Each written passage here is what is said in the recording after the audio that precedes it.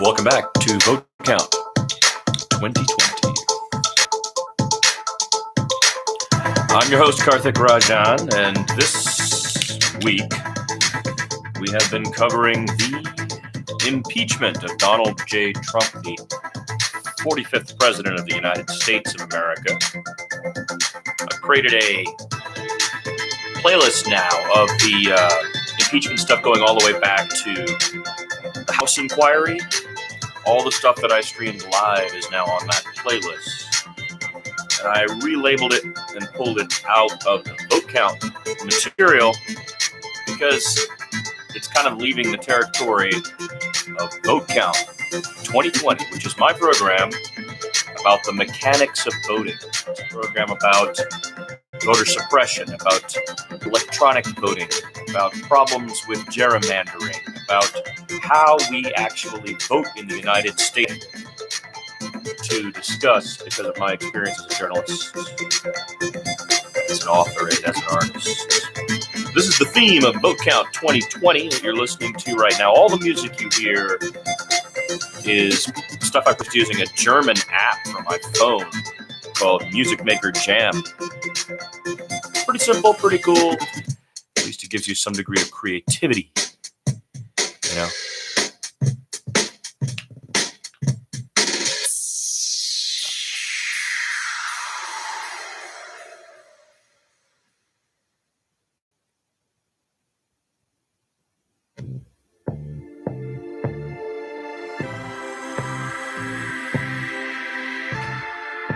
So I'll take a deep breath because, as we know, we're about to jump into C-SPAN and day 5 of the impeachment of Donald J. Trump. They're meant to begin right now, as a matter of fact, so we should probably go ahead and try to find C-SPAN. So this is Vote Count 2020, but at the moment we are taking a break from our normal coverage of the mechanics of voting, and instead we are focusing on the rather historic circumstance right in front of us, which is the impeachment of the 45th President of the United States, Donald J. Trump. Now, for some reason, I'm having difficulty getting the C-SPAN channel. We are, of course, using C-SPAN, your unfiltered view of government, begun back in 1979 by cable television. And a real blessing to all of us here in the United States. Amidst all the madness and the interpretations and the lies, straight manufactured lies, to create consents in these echo chambers, we have C-SPAN. Faithfully, we have C-SPAN. By cable in 1979. That's the thing about it. They say that Joe Biden, it's okay for him to get rid of a prosecutor, but for a president... Okay, so here we go. They're still outside the, here you can see they're still outside the Capitol. They're talking to the senators as they arrive. The beauty of this being a nonprofit that organizes itself via the mechanism of cameras that are related to our government's policy wing is that the Senate itself turns on the cameras and the microphones when we're watching C-SPAN. So the Senate controls the cameras, if you will, and they have one inside the chamber and they have one outside the chamber. And this historic event, an impeachment, which has not happened very often, only 4 times in our history, and 3 times it has been in the last 50 years, which shows us something about both the contentiousness of the era and the radical changes we have. It's technology that's bringing us to this doorstep, whether it's the cassette tapes of Nixon so that there's a recording, or it's the modern era in which media is a huge swimming spectrum within which the president resides and a senator resides. So this unique circumstance, the idea of a a way to check and balance the executive office because the executive office has overreached its power is unique and important, rare and historic. And in this instance, we are dealing with two articles of impeachment. The first article is abuse of power, in this case, very specifically, the abuse of the office of the presidency to his own political ends that had nothing to do with, and in fact were contraindicative, contravened, you could say, national foreign policy in a serious way, a serious manner. Unilaterally, he did it. That is certainly troubling. And then, once caught having done it, thinking, well, that should be something I could do, he didn't exercise privilege, but instead sought to cover up the circumstance and obstructed Congress's ability. Obstructed Congress, that's the second article here. Looks like we're getting into the Senate, and they're about to prepare for the Chief Justice, John Roberts, to arrive. The Chief Justice does preside over the impeachment trial. We are in day 5. The Democrats, or the House managers, shall we say, the people. Senators awaiting the arrival of Chief Justice John Roberts, who will call the proceedings to order, do the opening prayer, the Pledge of Allegiance. The Sergeant at Arms, Michael Stenger of the U.S. Senate, will call the proceedings and make the proclamation that all draw near and listen under, quote, the pain of imprisonment. After that, the House managers have 7 hours and 53 minutes left in their presentation. It's unsure whether they'll use all of that, but they are likely to finish their arguments today. Next up, it'd be the president's attorneys, and they too will get 24 hours over the course of 3 days.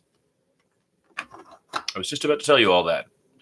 But C-SPAN, which is so awesome, does that for us, and does it quite regularly for us. You should support cspan.org. If there's any way you can give money, do so. And definitely use it as a method to take in your data about government. It's much more direct and less hued by editorializing and so-called reporting. It's just the data, if you will. It's a great place to watch hearings on topics that you're interested in. It's a great place to learn more about how government works. And uniquely, they have a phone line. And as a person who used to host those kind of phone lines, it takes a tremendous amount of patience to do that. I would have to rehone myself because I've grown selfish in my freedom from working in the medium. But it's very impressive that they have a number for Republicans, a number for Democrats, a number for independents, a way that you can text in information, tweet in information, Facebook information, and they will put it out, you know. The Senate will convene as a court of impeachment. The chaplain will please lead us in prayer.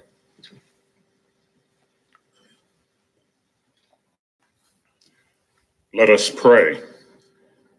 Almighty God, as we resume this impeachment trial, let your will be done. Enlighten our senators as you show them your will. Lord, guide them with your wisdom, supporting them with your power. In spite of disagreements, may they strive for civility and respect. May they respect the right of the opposing side to differ regarding convictions and conclusions.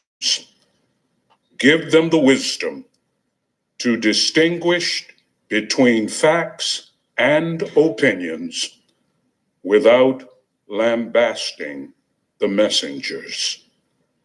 We pray in your strong name. Amen. In reciting the Pledge of Allegiance to the flag. Pledge allegiance to the flag of the United States of America and to the republic for which it stands, one nation under God, indivisible, with liberty and justice for all.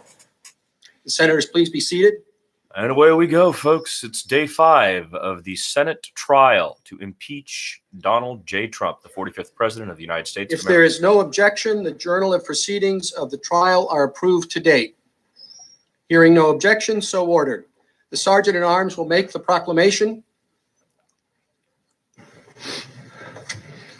Hear ye, hear ye, hear ye.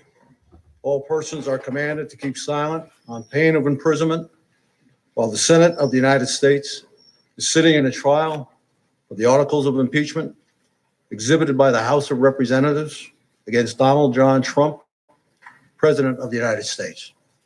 Justice, The Majority Leader is recognized. for all of our colleagues, some information about scheduling. Today, we'll plan to take short breaks every 2 to 3 hours, and we'll accommodate a 30-minute recess for dinner, assuming it is needed, until the House managers have finished their opening presentation. For scheduling purposes, we've organized tomorrow's session to convene at 10 a.m. and run for several hours as the President's counsel begins their presentation. Pursuant to the provisions of Senate Resolution 483, the managers for the House of Representatives have 7 hours and 53 minutes remaining to make the presentation of their case. The Senate will now hear you.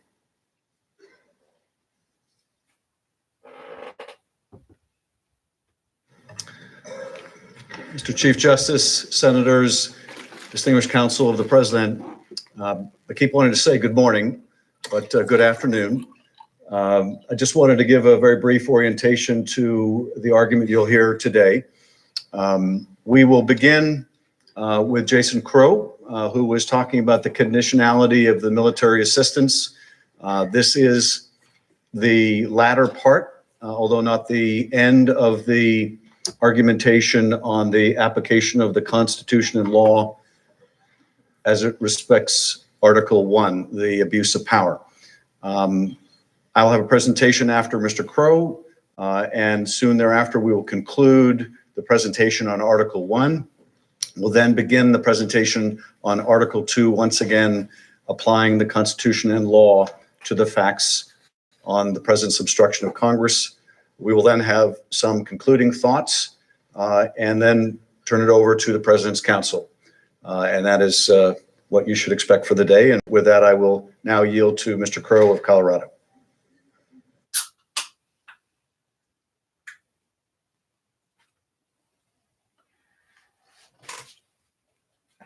Good afternoon. I woke up this morning and walked to my local coffee shop where, unlike my esteemed colleague, Mr. Jeffries from New York, nobody complained to me about Colorado baseball. So I could only conclude that this is only a New York Yankees problem. As Mr. Schiff mentioned, we talked last night about the July 25th call and the multiple officials who had confirmed the intent of the president in withholding the aid. So now I'd like to turn to what happened around the time that the aid was lifted. And we know that the aid was lifted ultimately on September 11th, but it wasn't lifted for any legitimate reason. It was only lifted because President Trump had gotten caught.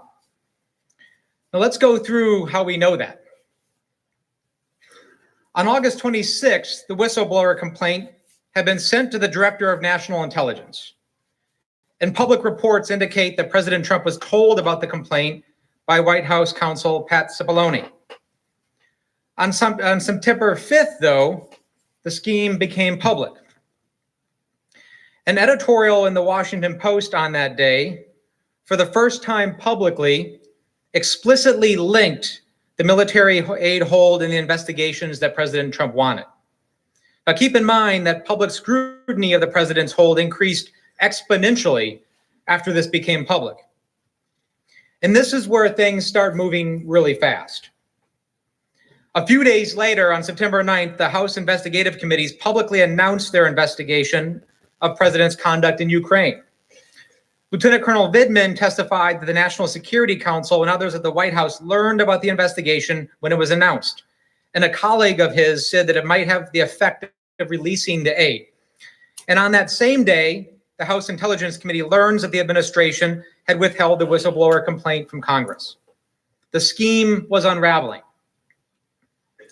And what happens 2 days later? President Trump released the military aid. He only released it after he got caught. But there's another reason we know the president lifted the aid only because he got caught. Because there's no other explanation. The testimony of all of the witnesses confirms it. Both Lieutenant Colonel Vidman and Ms. Williams testified that they were not provided any reason for lifting the hold.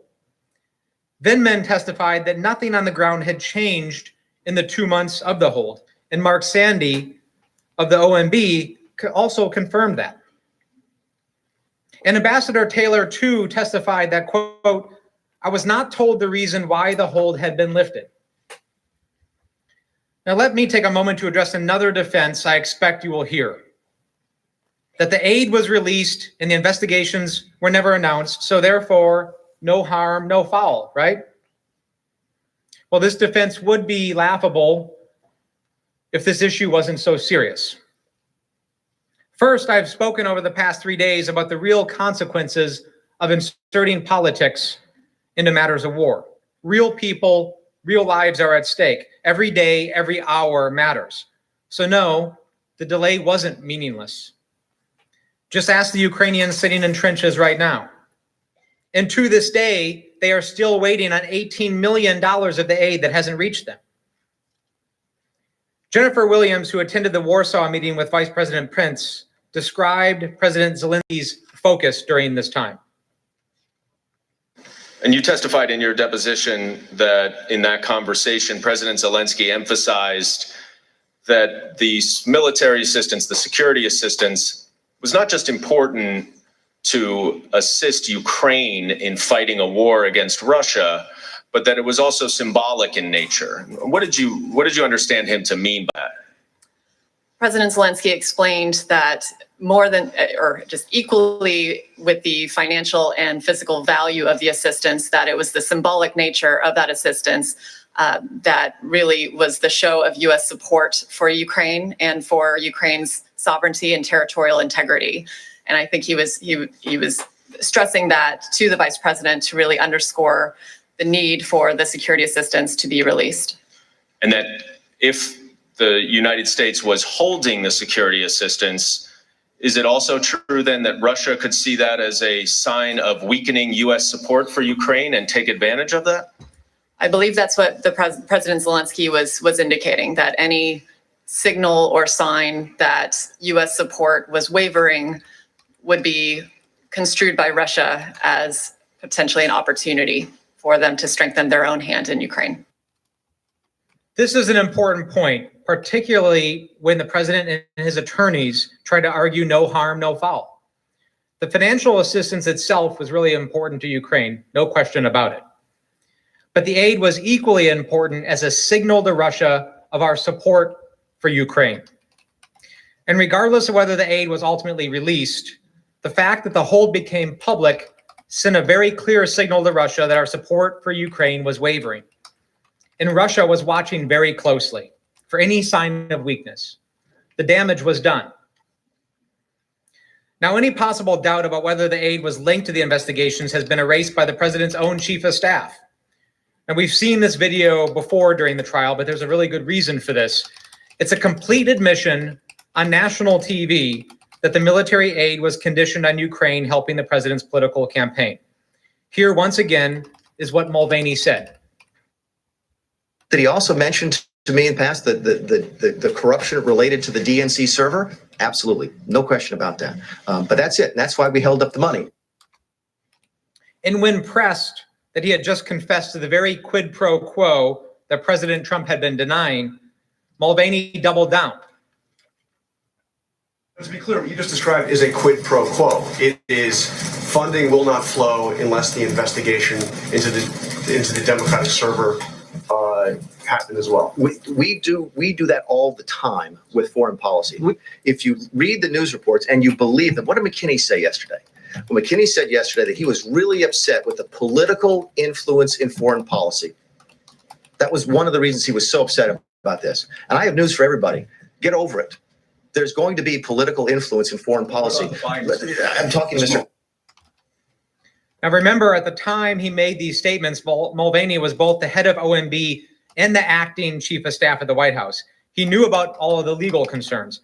He also knew about the president's so-called drug deal, as Ambassador Bolton called it. He knew exactly what was going on in the Oval Office and how OMB implemented the president's illegal order to hold the aid. Mulvaney confirmed why the president ordered the hold. It was not to develop further policy to counter Russian aggression. It was not to convince the Ukrainians to implement additional anti-corruption reforms. And it was not to pressure our allies to give more to Ukraine.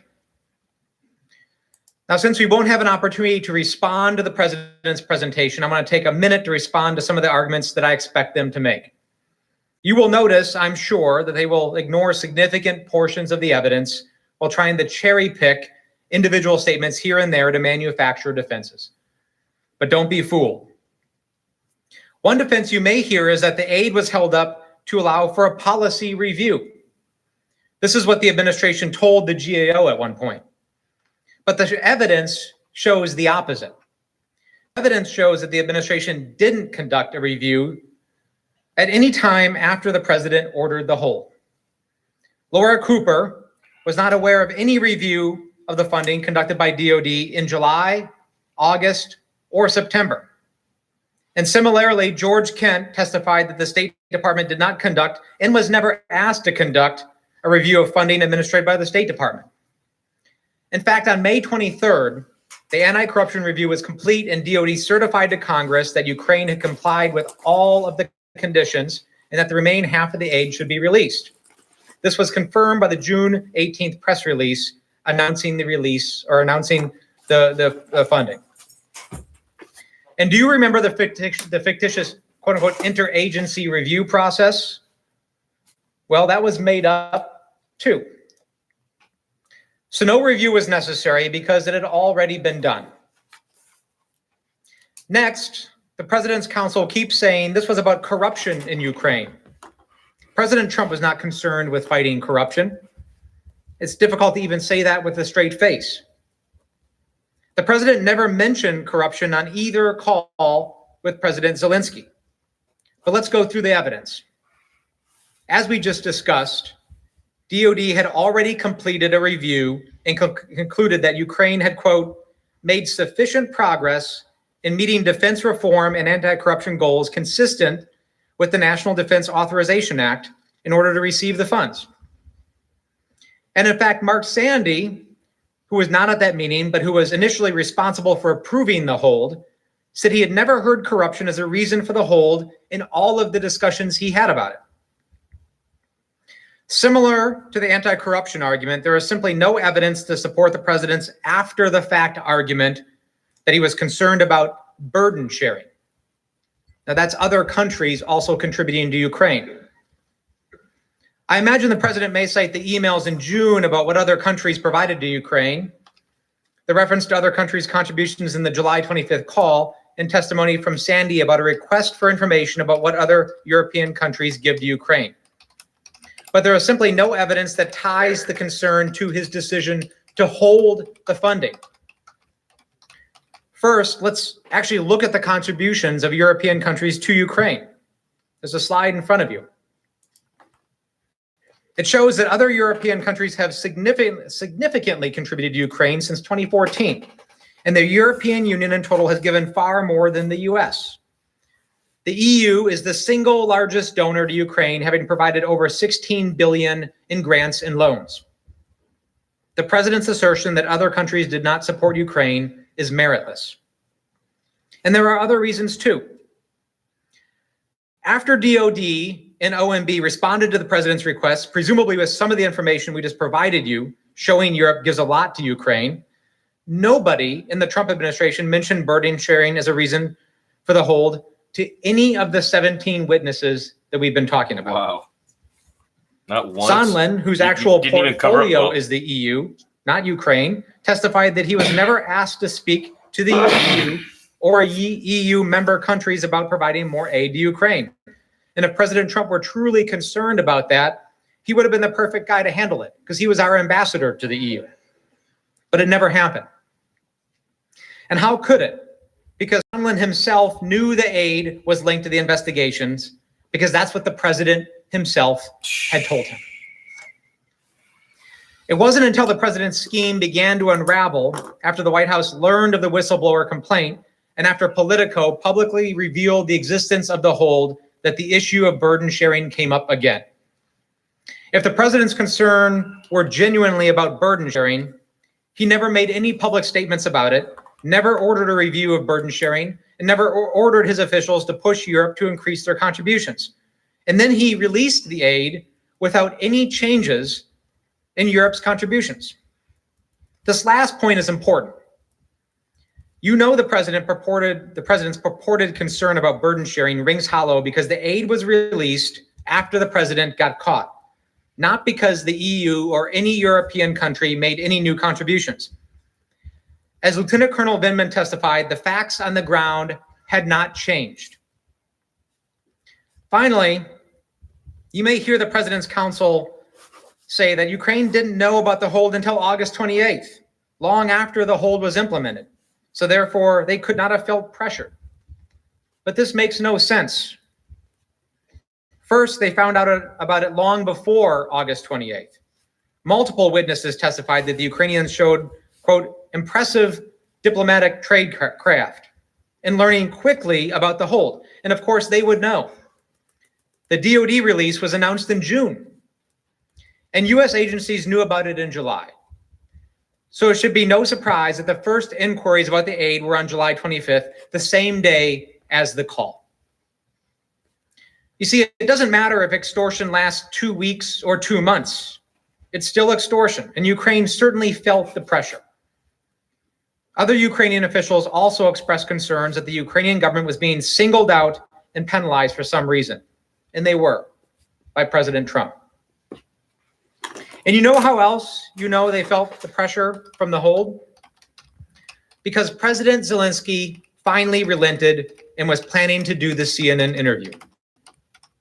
Ultimately, right around the time of President Zelensky's conversation with President Trump, which is the subject of the classified document that I urge all senators to look at, President Zelensky canceled the CNN interview. But the damage was already done. The evidence is clear. The question for you is whether it's okay for the president to withhold taxpayer money, aid for our ally, our friend at war, for a personal political benefit. Whether it's okay for the president to sacrifice our national security for his own election. It's not okay to me. It's certainly not okay with the American people. And it should not be okay to any of you.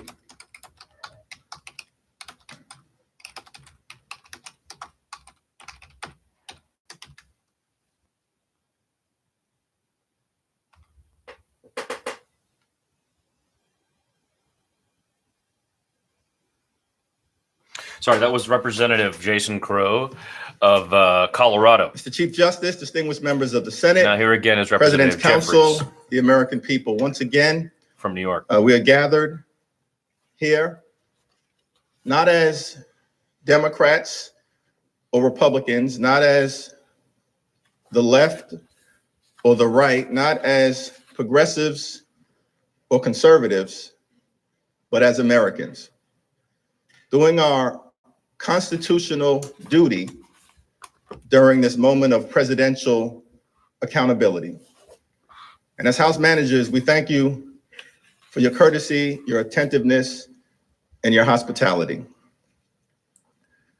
At the heart of Article 2, obstruction of Congress, is a simple, troubling reality. President Trump tried to cheat. He got caught. And then he worked hard to cover it up. The president tried to cheat. He got caught. And then he worked hard to cover it up. Patrick Henry, one of the nation's great patriots, once said that the liberties of a people never were, nor ever will be secure when the transactions of their rulers may be concealed from them. Let's now address the effort by President Trump and his team to cover up his wrongdoing. By July of 2019, White House officials were aware of serious allegations of misconduct by President Trump regarding Ukraine. But instead of halting the president's corrupt scheme, they worked overtime to conceal it from the American people. As additional evidence of the president's wrongdoing mounted, White House lawyers redoubled their efforts to prevent Congress and the American people from learning of the president's misconduct. At the same time, top administration officials, including Secretary of State Pompeo, Secretary of Defense Esper, and National Security Advisor John Bolton, tried to convince President Trump to lift the hold on the security assistance. They failed. President Trump was determined to carry out his corrupt scheme. The military and security aid was only released on September 11th, after the hold became public, after the House launched an investigation, and after Congress learned about the existence of a whistleblower complaint. The $391 million in security aid was only released because President Trump was caught red-handed. The actions of President Trump and high-level White House officials allowed his abuse of power to continue beyond the watchful eye of Congress and, most importantly, the American people. As we have discussed at length, on July 10th, Ambassador Sondland told the Ukrainians and other U.S. officials that he had a deal with Acting Chief of Staff Mick Mulvaney to schedule the White House meeting President Zelensky wanted if the new Ukrainian leader committed to the phony investigations that President Trump sought. As you've seen in testimony shown during this trial, following that meeting, National Security Council officials Dr. Fiona Hill and Lieutenant Colonel Alexander Vindman immediately reported this information to John Eisenberg, the legal advisor for the National Security Council and a deputy counsel to the president. According to Dr. Hill, Mr. Eisenberg told her that he was also concerned about that July 10th meeting. On the screen is Dr. Hill's deposition testimony, where she explains Mr. Eisenberg's reaction, saying, he wasn't aware that Sondland, Ambassador Sondland, was kind of running around doing a lot of these meetings and independently. We talked about the fact that Ambassador Sondland said he'd been meeting with Giuliani, and he was very concerned about that. And he said that he would follow up on this. Mr. Eisenberg was very concerned about that and said that he would follow up on this. Dr. Hill further testified that Mr. Eisenberg told her that he followed up with his boss, the distinguished White House counsel, Pat Cipollone. However, because the president blocked Mr. Eisenberg from testifying in the House, we do not know what, if anything, he or Mr. Cipollone did in response to this deeply troubling information. What we do know is that President Trump's effort to cheat continued with reckless abandon. By failing to put the brakes on the wrongdoing after that July 10th meeting, even after they were notified by concerned national security officials. The White House attorney allowed it to continue unchecked. Right around the same time that the July 10th meetings at the White House took place, the Office of Management and Budget began executing President Trump's illegal order to withhold all security assistance from Ukraine. On July 12th, Robert Blair, an assistant to the president, communicated the hold to the acting director of the Office of Management and Budget, Russell Vought. On July 18th, an Office of Management and Budget official communicated the hold to other executive branch agencies, including the Department of State and the Department of Defense.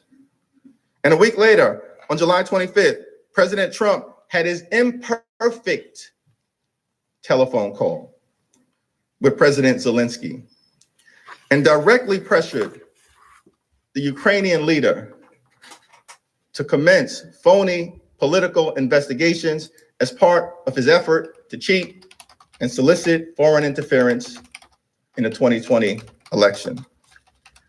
The July 25th call marked an important turning point. If there was any question among senior White House officials and attorneys about whether President Trump was directly involved in the Ukraine scheme, as opposed to just a rogue operation being led by Rudolph Giuliani or some other underlings, after July 25th, there can be no mistake. The President of the United States was undoubtedly calling the shots. Thereafter, the complicity of White House officials with respect to the cover-up of the president's misconduct intensified. Immediately after the July 25th call, both Lieutenant Colonel Vindman and his direct supervisor, Tim Morrison, reported their concerns about the call to Mr. Eisenberg and his deputy, Michael Ellis. In fact, within an hour after the July 25th call, Lieutenant Colonel Vindman returned again a second time to Mr. Eisenberg and reported his concerns. I was concerned by the call. What I heard was inappropriate, and I reported my concerns to Mr. Eisenberg. It is improper for the President of the United States to demand a foreign government investigate a U.S. citizen and a political opponent. I was also clear that if Ukraine pursued an investigation, it was also clear that if Ukraine pursued an investigation into the 2016 elections, the Bidens and Burisma, it would be interpreted as a partisan play. This would undoubtedly result in Ukraine losing bipartisan support, undermining U.S. national security, and advancing Russia's strategic objectives in the region. I want to emphasize to the committee that when I reported my concerns on July 10th relating to Ambassador Sondland, and then July 25th relating to the president, I did so out of a sense of duty. I privately reported my concerns in official channels to the proper authority in the chain of command. My intent was to raise these concerns because they had significant national security implications for our country. I never thought that I'd be sitting here testifying in front of this committee and the American public about my actions. When I reported my concerns, my only thought was to act properly and to carry out my duty. Timothy Morrison, the National Security Council Senior Director for Europe and Russia, also reported the call to Mr. Eisenberg and asked him to review the call, which he feared would be damaging if leaked. Now, Mr. Morrison, shortly after you heard the July 25th call, you testified that you alerted the NSC legal advisor, John Eisenberg, pretty much right away. Is that right? Correct. And you indicated in your opening statement, or at least from your deposition, that you went to Mr. Eisenberg out of concern over the potential political fallout if the call record became public and not because you thought it was illegal. Is that right? Correct. But you would agree, right, that asking a foreign government to investigate a domestic political rival is inappropriate, would you not? It's not what we recommended the president discuss. The July 25th call was at least the second time that National Security Council officials had reported concerns about President Trump's pressure campaign to White House lawyers. The second time, who now clearly understood the gravity of the ongoing misconduct. But because the president blocked Mr. Eisenberg from testifying without any justification, the record is silent as to what, if any, actions he or the White House counsel took to address President Trump's brazen misconduct and abuse of power. We do know, however, that instead of trying to halt the scheme, White House lawyers facilitated it by taking affirmative steps to conceal evidence of President Trump's misconduct. For example, after Lieutenant Colonel Vindman and Mr. Morrison reported their concerns related to the July 25th call to the National Security Council lawyers, they tried to bury the call summary. They tried to bury it. Lieutenant Colonel Vindman testified that the National Security Council lawyers believed it was, quote, appropriate to restrict access to the call summary for the purpose of the leaks and to preserve the integrity of the transcript. According to Lieutenant Colonel Vindman, Mr. Eisenberg gave the go-ahead to restrict access to the call summary. Mr. Morrison testified that he learned in late August, after he raised concerns that the call record might leak and politically damage the president, that the call summary had been placed on a highly classified National Security Council server. The call record was placed on a server that is reserved for America's most sensitive national security secrets and covert operations, not routine calls with foreign leaders. Apparently, Mr. Eisenberg claimed at the time that burying the call transcript on a highly classified server was a mistake.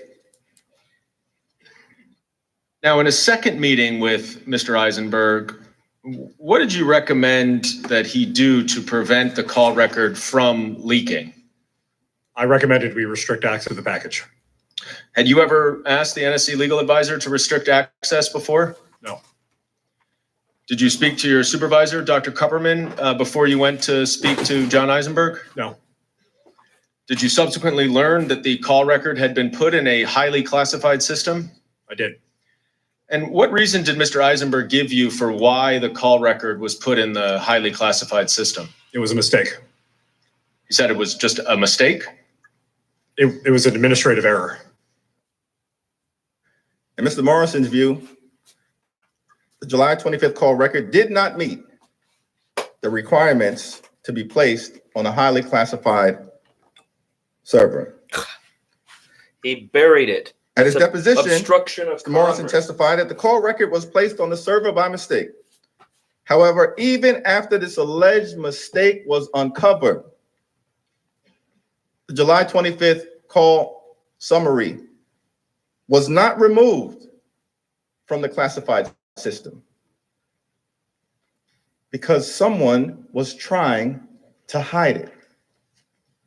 It was not until the launch of the House impeachment inquiry in late September and after intense public pressure that the rough transcript of the July 25th call was released. Again, because Mr. Eisenberg and Mr. Ellis refused to testify in the House. We do not know exactly how the July 25th call record ended up on this highly classified National Security Council server. What we do know is that Mr. Eisenberg ordered access restricted after multiple officials like Dr. Fiona Hill and Lieutenant Colonel Vindman advised him of the scheme to condition a White House meeting on phony political investigations. This strongly suggests that there was an active attempt to conceal the clear evidence of the president's wrongdoing. Instead of addressing the president's misconduct, Mr. Eisenberg seemingly tried to cover it up. Why did Mr. Eisenberg place the July 25th call summary on a server for highly classified material? Did anyone senior to Mr. Eisenberg direct him to hide the call record? Why did the call record remain on the classified server even after the so-called error was discovered? Who ordered the cover-up of the call record? Who ordered the cover-up of the call record? The American people deserve to know. Following the July 25th call, the president's scheme to pressure Ukraine for political purposes intensified, apparently unchecked by any effort to stop it from the White House counsel's office. After the July 25th call, Ambassadors Sondland and Volker worked with the president's personal lawyer, Rudolph Giuliani, to procure a public statement from President Zelensky to announce phony investigations into Joe Biden and the CrowdStrike conspiracy theory being peddled by President Trump. At the same time, President Trump continued to withhold the White House meeting and security assistance from Ukraine in a manner that broke the law. As these efforts were ongoing, White House attorneys reportedly received yet another warning sign that the president was abusing his power. According to a published report in the New York Times, the week after the July 25th call, an anonymous whistleblower reported concerns that the president was abusing his office for personal gain. The whistleblower complaint landed in the CIA General Counsel's office. Although the concerns related directly to the president's own misconduct, the CIA's General Counsel, Courtney Elwood, alerted Mr. Eisenberg. Over the next week, Ms. Elwood, Mr. Eisenberg, and their deputies reportedly discussed the whistleblower's concerns, and they determined, as required by law, that the allegations had a reasonable basis. So, by early August, White House lawyers began working along with attorneys at the Department of Justice to cover up the president's wrongdoing. They were determined to prevent Congress and the American people from learning anything about the president's corrupt behavior. Although senior Justice Department officials, including Attorney General Bill Barr, were reportedly made aware of the concerns about corrupt activity, no investigation into President Trump's wrongdoing was even opened by the Department of Justice. As White House and Justice Department lawyers were discussing how to deal with the whistleblower's concerns, on August 12th, another important date, the whistleblower filed a formal complaint with the Inspector General for the intelligence community. In accordance with federal law, on August 26th, the Inspector General transmitted the whistleblower complaint to the Acting Director of National Intelligence, Joseph McGuire, along with the Inspector General's preliminary conclusion that the complaint was both credible and related to a matter of urgent concern. Urgent concern. But instead of transmitting the whistleblower complaint to the House and to this Senate's Distinguished Intelligence Committee, as required by law, The acting director of national intelligence notified the White House. Well, Director, I'm still trying to understand the chronology. So you first went to the Office of Legal Counsel and then you went to White House counsel? We went, excuse me, and then to the, repeat that, please, sir. I'm just trying to understand the chronology. You first went to the Office of Legal Counsel and then you went to the White House counsel? No, sir. No, sir. No, we went to the White House first to determine, to ask the Okay, question. that's all I wanted to know is chronology. So you went to the White House first. So you went to the subject of the complaint for advice first about whether you should provide the complaint to Congress. There were issues within this, a couple of things. One, it did appear that it has executive privilege. If it does have executive privilege, it is the White House that determines that. I cannot determine that as the Director of National Intelligence. Under federal law, the acting director of national intelligence was required to share the whistleblower complaint with Congress. Period. Full stop. If that had occurred, the president's scheme to withhold security assistance in a White House meeting being sought by the new Ukrainian leader to pressure Ukraine for his own personal political gain would have been exposed. To prevent that from happening, the president's lawyers and top-level advisors adopted a two-pronged cover-up strategy. First, block Congress and the American people from learning about the whistleblower complaint.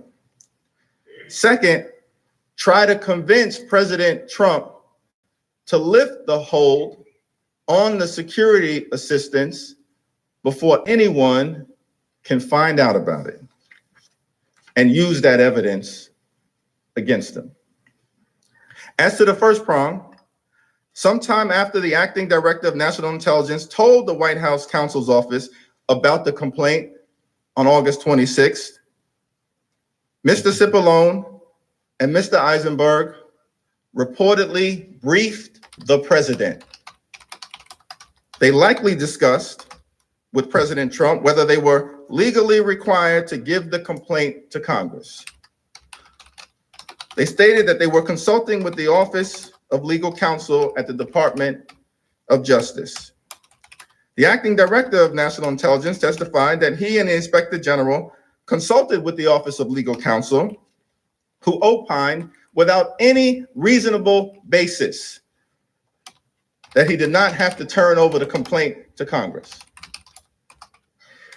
On September 3rd, the day after the statutory deadline for the Director of National Intelligence to provide the complaint to this body and to the House,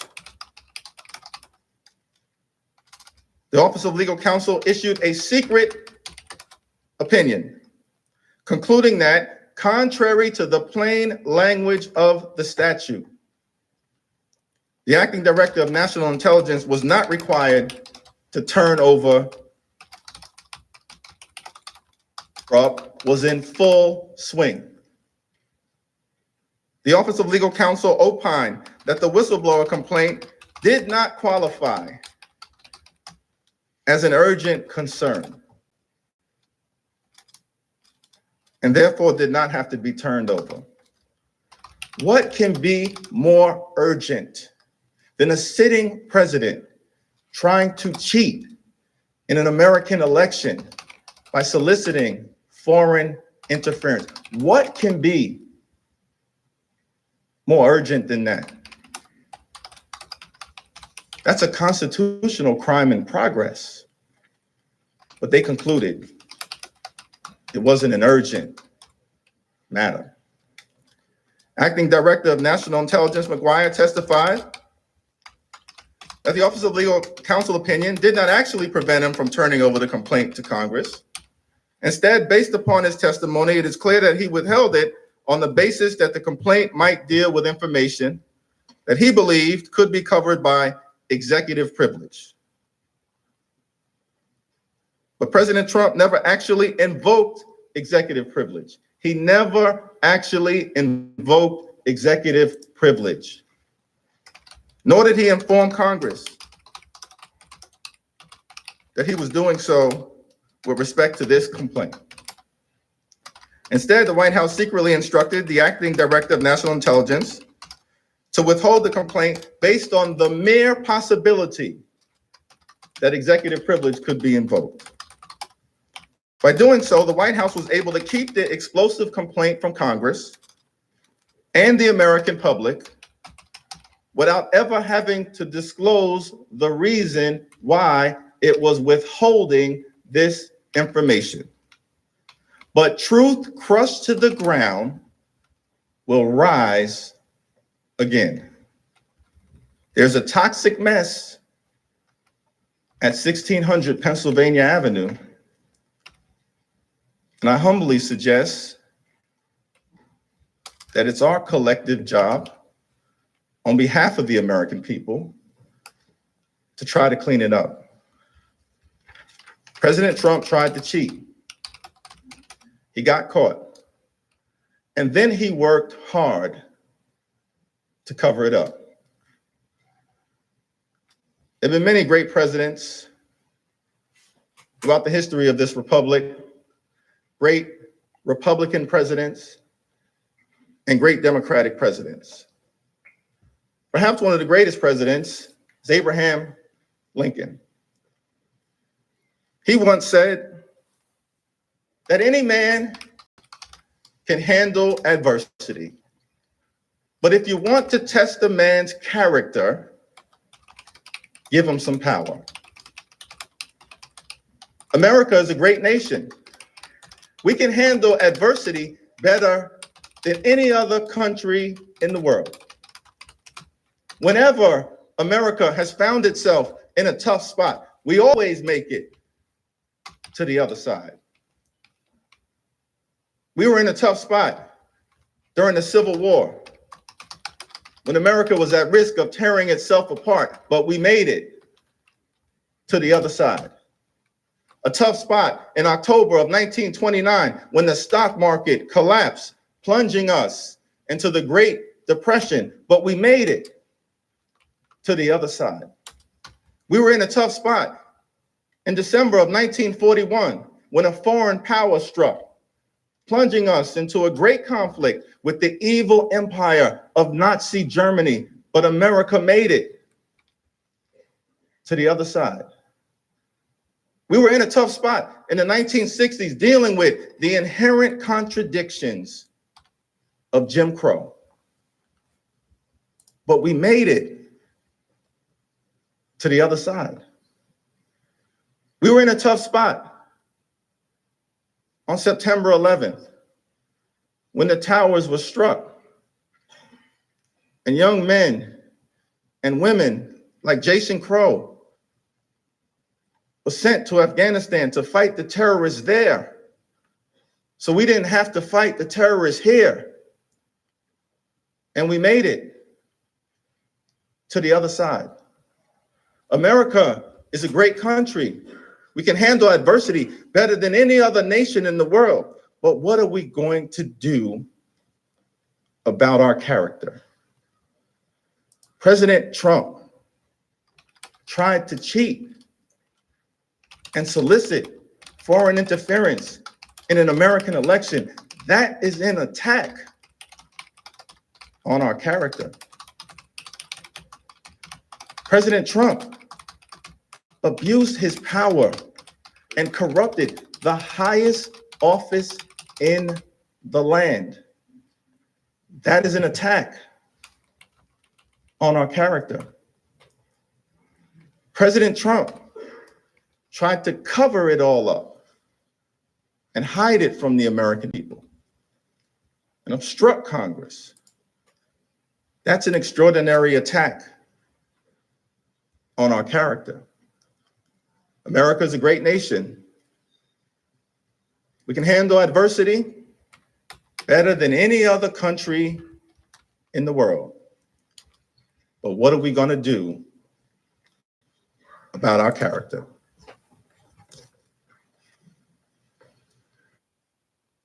Wow, pretty remarkable closing comments there from Jeffries, the representative from New York. He called it a constitutional crime in progress. He pointed out the president never actually invoked executive privilege. Crisis around the president's hold deepened throughout our government. Now back to The Representative president's Jason Crow. own top advisors redoubled their efforts to lift the hold on military aid and stem the fallout in case it went public. And it did go public. On August 28th, Politico publicly reported that the president was withholding the military aid. And as you've heard, the public disclosure of the president's hold in late August caused deep alarm among Ukrainian officials. It also caused U.S. officials to redouble their efforts once again. At the end of August, Secretary of State Pompeo, Defense Secretary Esper, and Ambassador Bolton reportedly tried to convince President Trump to release the aid, but they failed. The president wanted the hold to remain. That prompted Duffy, the political appointee charged with implementing the hold, to send an email on August 30th to the DOD stating, and I quote, "Clear direction from POTUS to hold." Now, this is consistent with Laura Cooper's deposition testimony when she said that they were, quote, "hopeful the whole time that Secretary Esper and Secretary Pompeo would be able to meet with the president and just explain to him why this was so important and get the funds released." But instead, the president held firm. Wow. And even as the president's own cabinet officials were trying to convince him to lift the hold, White House lawyers were receiving new reports about their president's abuse. On September 1st, Vice President Pence met with President Zelensky in Warsaw, and immediately after, Sondland had a side conversation with the top Ukrainian presidential aide. Morrison was privy to these conversations, and when he returned from Warsaw, he reported to Eisenberg the details. What did Ambassador Sondland say to tell you that he told Mr. Yermak? That the Ukrainians would have to have the prosecutor general make a statement with respect to the investigations as a condition of having the aid lifted. And you testified that you were not comfortable with what Ambassador Sondland had told you. Why not? Well, I was concerned about what I saw as essentially an additional hurdle to accomplishing what I had been directed to help accomplish, which was giving the president the information he needed to determine that the security sector assistance could go forward. So now there's a whole other wrinkle to it, right? There was the appearance of one based on what Ambassador Sondland represented. And you told Ambassador Taylor about this conversation as well, is that right? I promptly reached out to Ambassador Taylor to schedule a secure phone call. And in your deposition, you testified that his testimony, other than one small distinction between President Zelensky and the prosecutor general, was accurate as to what you told him. Is that correct? About that conversation, yes. And generally speaking, you confirmed everything that Ambassador Taylor told you, except for that one thing and a small other ministerial matter relating to the location of a meeting. Is that correct? Correct. Now, did you tell Ambassador Bolton about this conversation as well? I reached out to him as well and requested his availability for a secure phone call. And what was his response when you explained to him what Ambassador Sondland had said? Tell the lawyers. Did you go tell the lawyers? When I returned to the States, yes. And did he explain to you why he wanted you to tell the lawyers? He did not. Now, this wasn't the first time, and it wouldn't be the last, that Ambassador Bolton instructed other government officials to report details of the president's scheme to White House lawyers. Now, let's be clear, when government employees have concerns about whether something is legal, they often go to their agency's lawyers. And it was happening an awful lot around this time. Recall that Bolton also instructed Dr. Hill to report to the lawyers Sondland's statements about requiring an announcement of the investigations as a condition for a White House meeting. What Bolton called Sondland's, quote, drug deal with the president's top aide, Mick Mulvaney. Ambassador Bolton's testimony would obviously shine further light on these concerns and what or who, if anyone at the White House or the cabinet, did to try to stop the president at this time. After the president's hold on military aid became public in late August, there was increasing pressure on the president to lift the hold. On September 3rd, a bipartisan group of senators sent a letter to acting White House Chief of Staff Mick Mulvaney. An excerpt from that letter is in front of you. The senators expressed, quote, deep concerns that the, quote, administration is considering not obligating the Ukraine Security Initiative funds for 2019. The senator's letter also urged that the vital funds be obligated immediately. On September 5th, the chairman and the ranking member of the House Foreign Affairs Committee sent a joint letter to Mulvaney and OMB Director Russell Vaught. That letter also expressed deep concern about the continuing hold on the military aid. The same day, Senators Murphy and Johnson visited Kyiv and met with President Zelensky along with Ambassador Taylor. On September 5th, I accompanied Senators Johnson and Murphy during their visit to Kyiv. When we met with President Zelensky, his first question to the senators was about the withheld security assistance. My recollection of the meeting is that both senators stressed that bipartisan support for Ukraine in Washington was Ukraine's most important strategic asset, and that President Zelensky should not jeopardize that bipartisan support by getting drawn into U.S. domestic politics. I had been making and continue to make this point to all of my official Ukrainian contacts, but the odd push to make President Zelensky publicly commit to investigations of Burisma and alleged interference in the 2016 election showed how the official foreign policy of the United States was undercut by the irregular efforts led by Mr. Giuliani. The senators sought to reassure President Zelensky that there was bipartisan support in Congress for providing the military aid. Also on September 5th, the Washington Post editorial board reported concerns that President Trump was withholding the aid, and a meeting to force President Zelensky to announce investigations to benefit his personal campaign. We're reliably told that the president has a second and more venal agenda. He is attempting to force Mr. Zelensky to intervene in the 2020 U.S. presidential election by launching an investigation of the leading Democratic candidate, Joe Biden.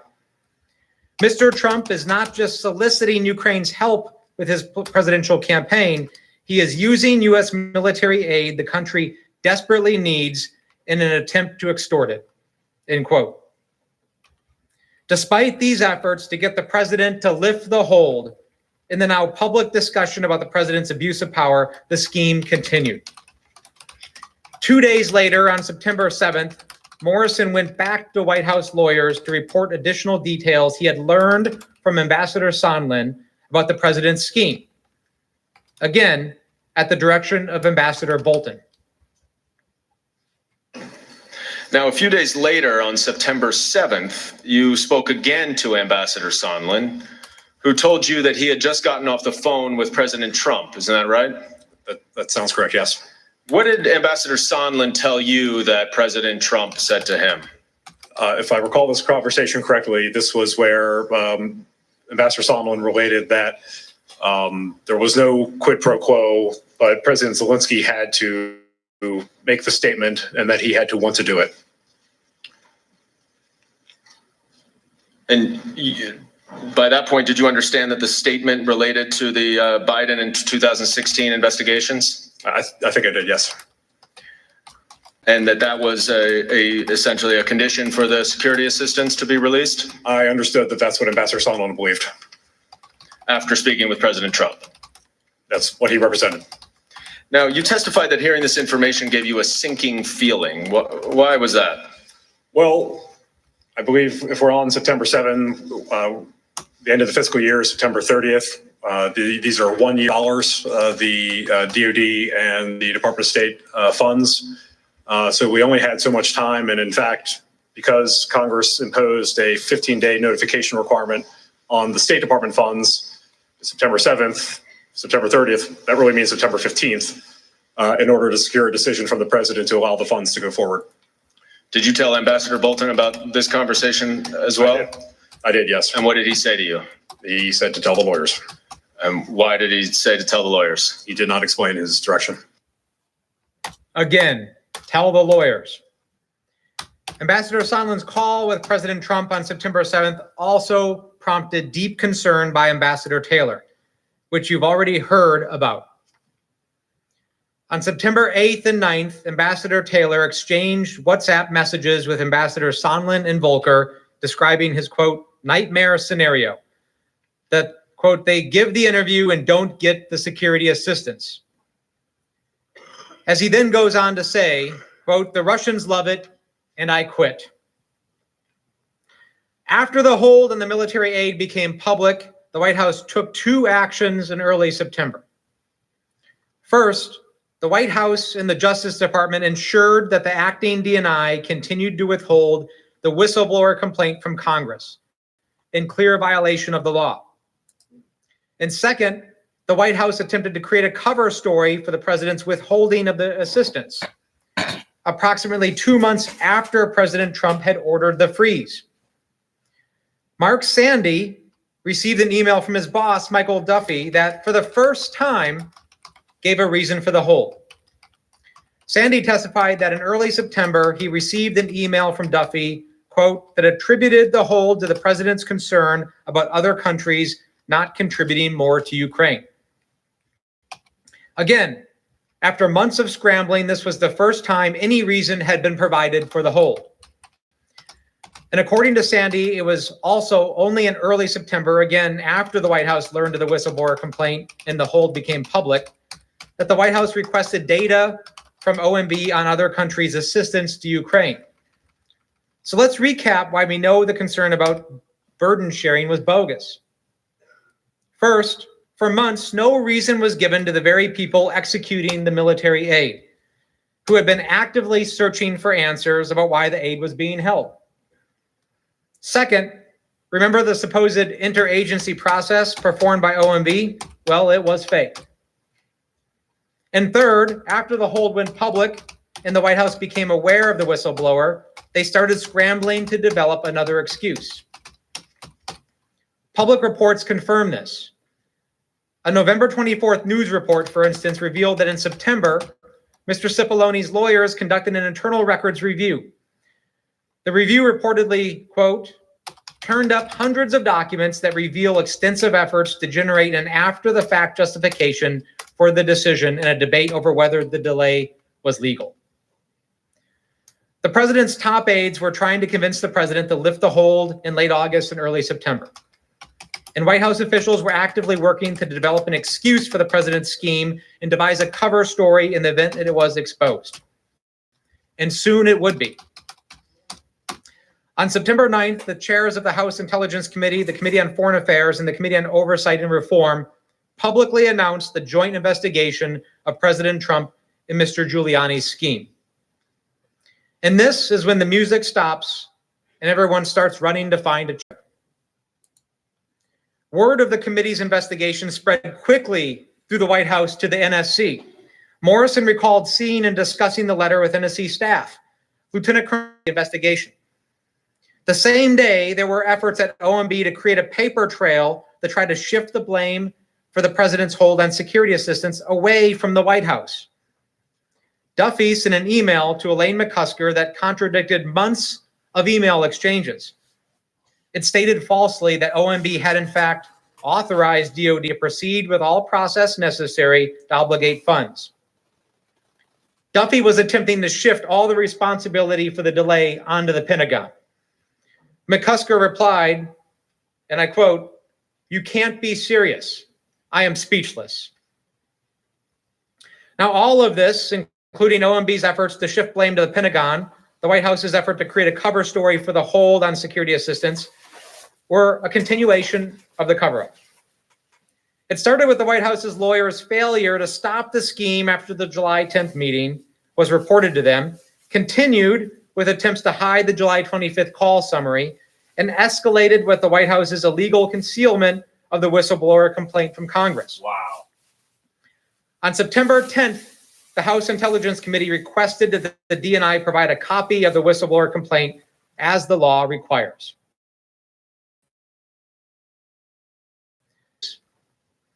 The same day, it was announced that Ambassador Bolton was resigning or had been fired.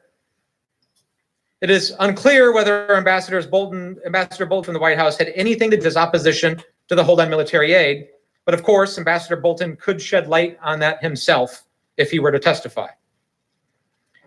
The next day, on September 11th, President Trump met with Vice President Pence, Mulvaney, and Senator Portman to discuss the hold. Later that day, the president relented and lifted the hold after a scheme had been exposed. Maddening. The president's decision to release the aid, just like his decision to impose the hold, was never explained. Cooper testified that President Trump's lifting of the hold, quote, really came out of the blue. It was quite abrupt. The only logical conclusion based on all of this evidence is that the president lifted the hold on September 11th because he got caught. The president's decision to lift the hold without explanation is also very telling. If the hold was put in place for legitimate policy reasons, why lift it arbitrarily with no explanation? By lifting the hold only after Congress had launched an investigation, when, as Lieutenant Colonel Vindman testified, none of the facts on the ground had changed since the hold had been put into place, the president was conceding that there was never a legitimate purpose. Since the hold was lifted, the president has before or since those statements were made to show that it really cares. The record is clear. Before he got caught, the president had no interest in anti-corruption reforms in Ukraine. And as you've already learned, those people who really were concerned about these issues, like Congress, this Senate, the DOD, and the State Department, had already gone through the process to address them. As Ambassador Sondland testified, at no point did the president ask him to discuss additional contributions to Ukraine from EU countries, nor did President Trump push Ukraine to undertake any specific anti-corruption reforms. Now, the president's counsel will likely say that his lifting of the hold shows his good faith. They will say that because Ukraine ultimately received the aid without President Zelensky having to announce the sham investigations, that there was no abuse of power. As a legal matter, the fact that the president's corrupt scheme was not fully successful makes no difference. Trump's abuse occurred at the moment he used the power of the presidency to assist his re-election campaign, undermining our free and fair elections and our national security. That's it. Right there. But importantly, President Trump almost did get away with it. As discussed earlier, President Zelensky agreed during his September phone call with Ambassador Sondland to do a CNN interview during which he denounced the investigations. On September 12th, Ambassador Taylor personally informed President Zelensky and the Ukrainian foreign minister that President Trump's hold on military assistance had been lifted. And on September 13th, Ambassador Taylor and David Holmes met with President Zelensky and his advisors and urged them not to go forward with the CNN interview. It was not until September 18th and 19th, around the time that President Zelensky spoke with Vice President Pence, that the Ukrainians finally canceled the CNN interview. The president has also repeatedly pointed to President Zelensky's public statements that he did not feel pressured by Trump. Not only unsurprising, it's also irrelevant. The question is whether President Trump used the power of the presidency to coerce President Zelensky in helping him win a political campaign. But we know that President Zelensky was pressured. He kept delaying and delaying because he did not want to be a pawn in U.S. domestic politics. In fact, President Zelensky remains under pressure to this day. As Holmes testified, there are still things the Ukrainians want and need from the United States, including a meeting with the president in the Oval Office, which has still not been scheduled. And yes, Ukraine remains at war and needs U.S. military aid, including aid that is still delayed from last year. For these reasons, Mr. Holmes explained, quote, I think the Ukrainians are being very careful. They still need us now going forward. In fact, right now, President Zelensky is trying to arrange a summit meeting with President Putin in the coming weeks, his first face-to-face meeting with him to try to advance the peace process. He needs our support. He needs President Putin to understand that America supports Zelensky at the highest levels. So this doesn't end with the lifting of the security assistance hold. Ukraine still needs us, and as I said, still fighting this war this very day. When President Trump, for his own personal political gain, asked for a favor from President Zelensky, he did exactly what the framers feared most. He invited the influence of a foreign power into our elections. He used the power of his office to secure that advantage and jeopardized our national security. Yet President Trump maintains that he was always in the right and that his July 25th call with President Zelensky was perfect. President Trump has made it clear that he believes he is free to use his powers the same way, to the same ends, whenever and wherever he pleases. And even more troubling, he's even doubling down on his abuse, inviting other countries to interfere in our elections. What does all of this tell you? It tells you that Ambassador Sondland was correct when he told Holmes after hanging up with President Trump on July 26th that the president doesn't care about Ukraine. He only cares about the, quote, big stuff, meaning stuff that helps him personally. The bottom line is that the president used the powers of his office for personal political gain. He did so knowingly, deliberately, and repeatedly. And his misconduct continues to this day.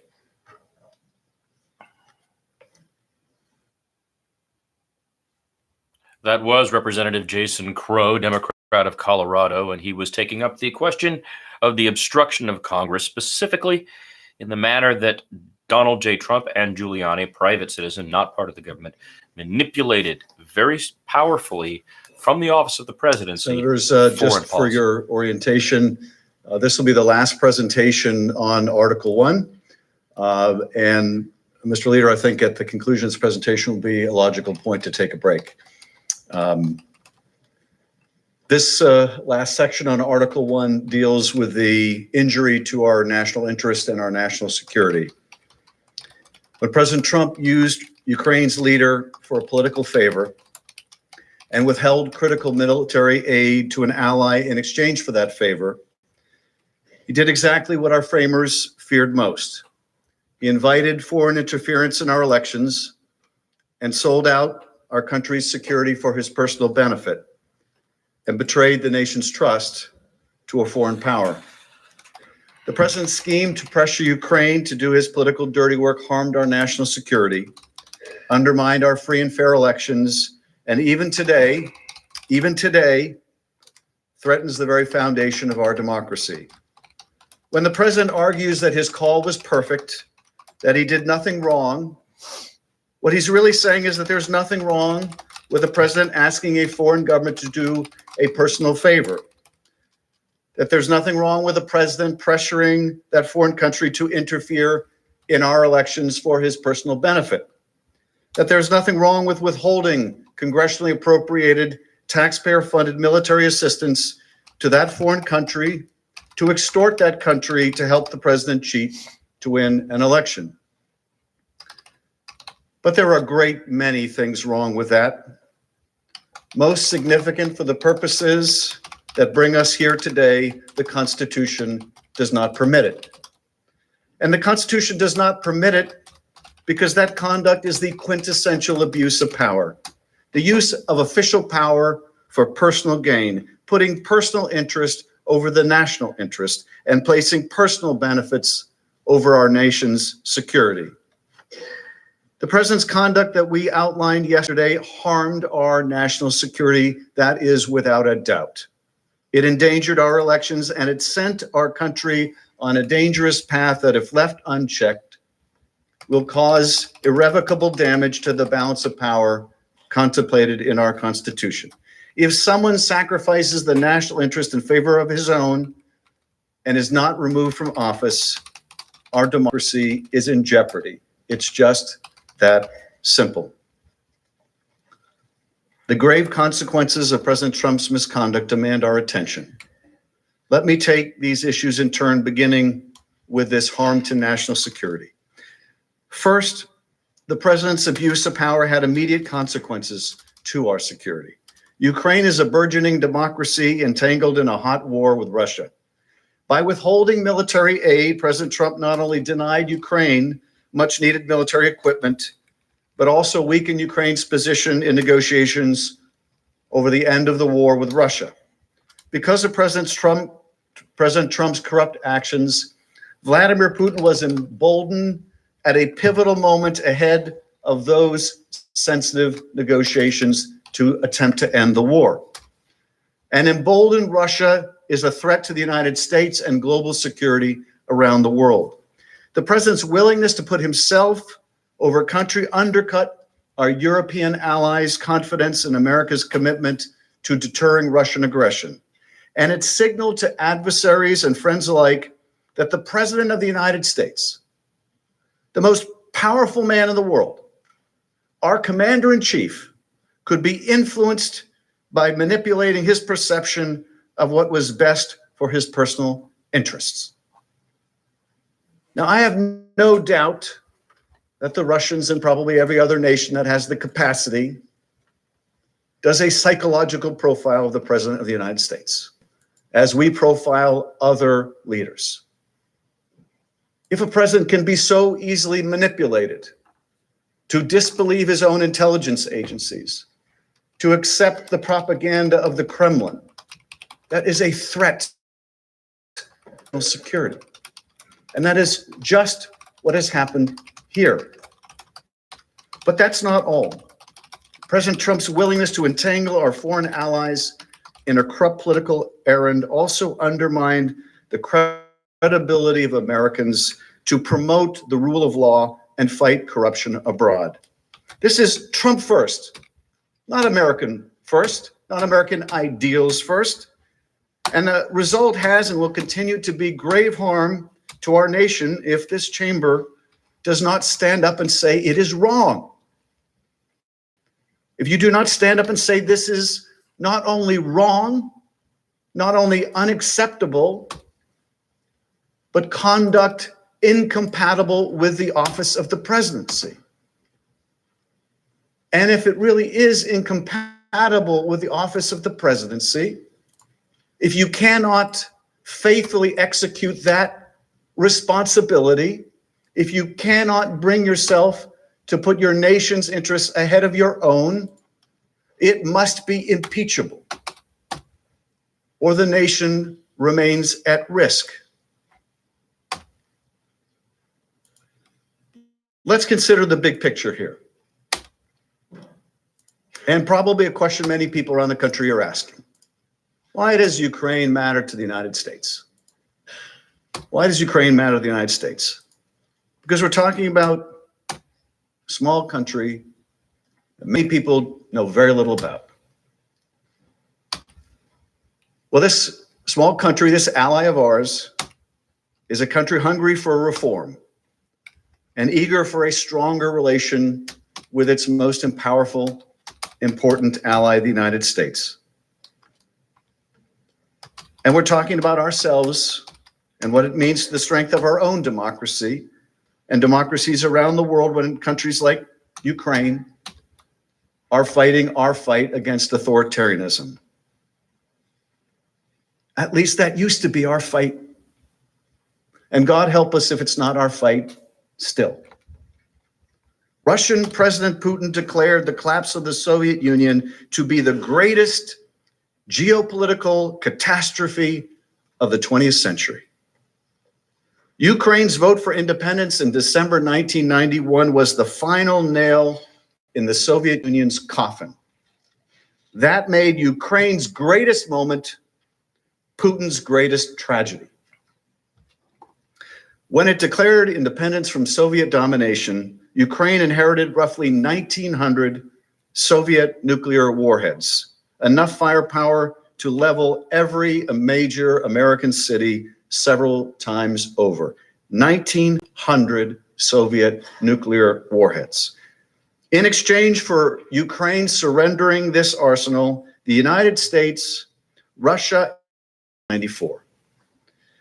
They committed in this memorandum to respecting the borders of an independent Ukraine and also to refrain from using the threat or use of force against Ukraine. This was an early success of the post-Cold War period.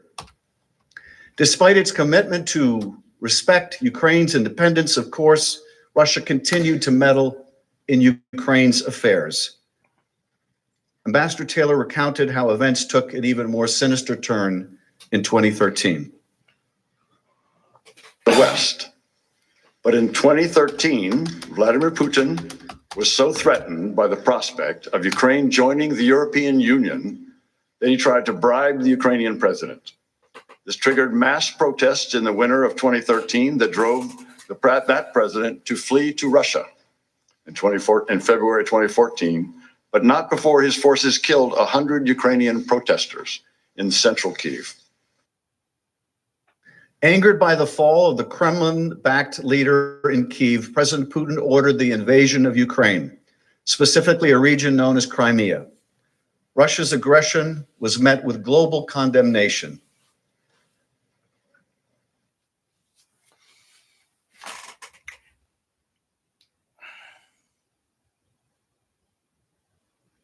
You guys are missing the audio.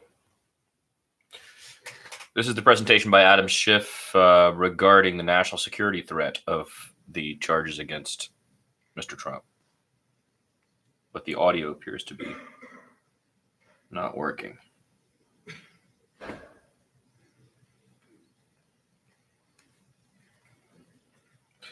Well, I don't know if you can see that or We not. like the sound there, but you can see the images of that conflict on the screens before you. Deputy Assistant Secretary of Defense Laura Cooper testified as to the stakes for U.S. national security. Russia violated the sovereignty of Ukraine's territory. Russia illegally annexed territory that belonged to Ukraine. They also denied Ukraine access to its naval fleet at the time. And to this day, Russia is building a capability on Crimea designed to expand Russian military power projection far beyond the immediate region.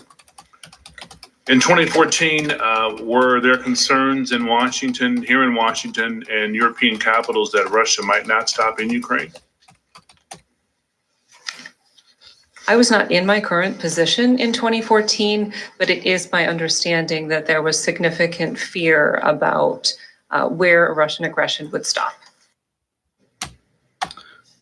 One American, a war hero and statesman who is no stranger to this body, recognized the threat posed by Russia's invasion of Crimea, Senator John McCain. In an interview, he declared, quote, "We are all Ukrainians." Senator McCain advised that this is a chess match reminiscent of the Cold War, and we need to realize that, act accordingly. He was, of course, absolutely right. Consistent with the commitments made to Ukraine in 1994, the United States and Europe responded to Russia's invasion by imposing significant sanctions on Russia. We joined Europe in providing Ukraine billions of dollars in economic support to help it resist Russian influence. And the Senate approved an overwhelming bipartisan majority, vital security assistance to help rebuild Ukraine's military, which the former Russian-backed leader of Ukraine had starved of resources. This strong bipartisan support for Ukraine reflected what Senator McCain said was an opportunity for the United States to undermine Russian leverage in Eastern Europe by building, quote, a success in Ukraine. Senator McCain outlined this vision. Putin also sees, here's this beautiful and large and magnificent country called Ukraine. And suppose Ukraine finally, after failing in 2004, gets it right, democracy, gets rid of corruption, economy is really improving, and it's right there on the border of Russia. And so I think it makes him very nervous if there were a success in Ukraine in bringing about a free and open society and economic success, which is not the case in Russia, as you know, which is propped up by energy. Achieving the Ukrainian success that Senator McCain and many of us hoped for proved to be a daunting task. But several witnesses who testified before the House said Vladimir Zelensky's landslide election in April 2019 was a game changer. Here is how U.S. diplomat David Holmes explained the, quote, historic opportunity created by his election. Despite the Russian aggression over the past 5 years, Ukrainians have rebuilt a shattered economy, adhered to a peace process, and moved economically and socially closer to the West, toward our way of life. Earlier this year, large majorities of Ukrainians again chose a fresh start by voting for a political newcomer as president, replacing 80% of their parliament, and endorsing a platform consistent with our democratic values, our reform priorities, and our strategic interests.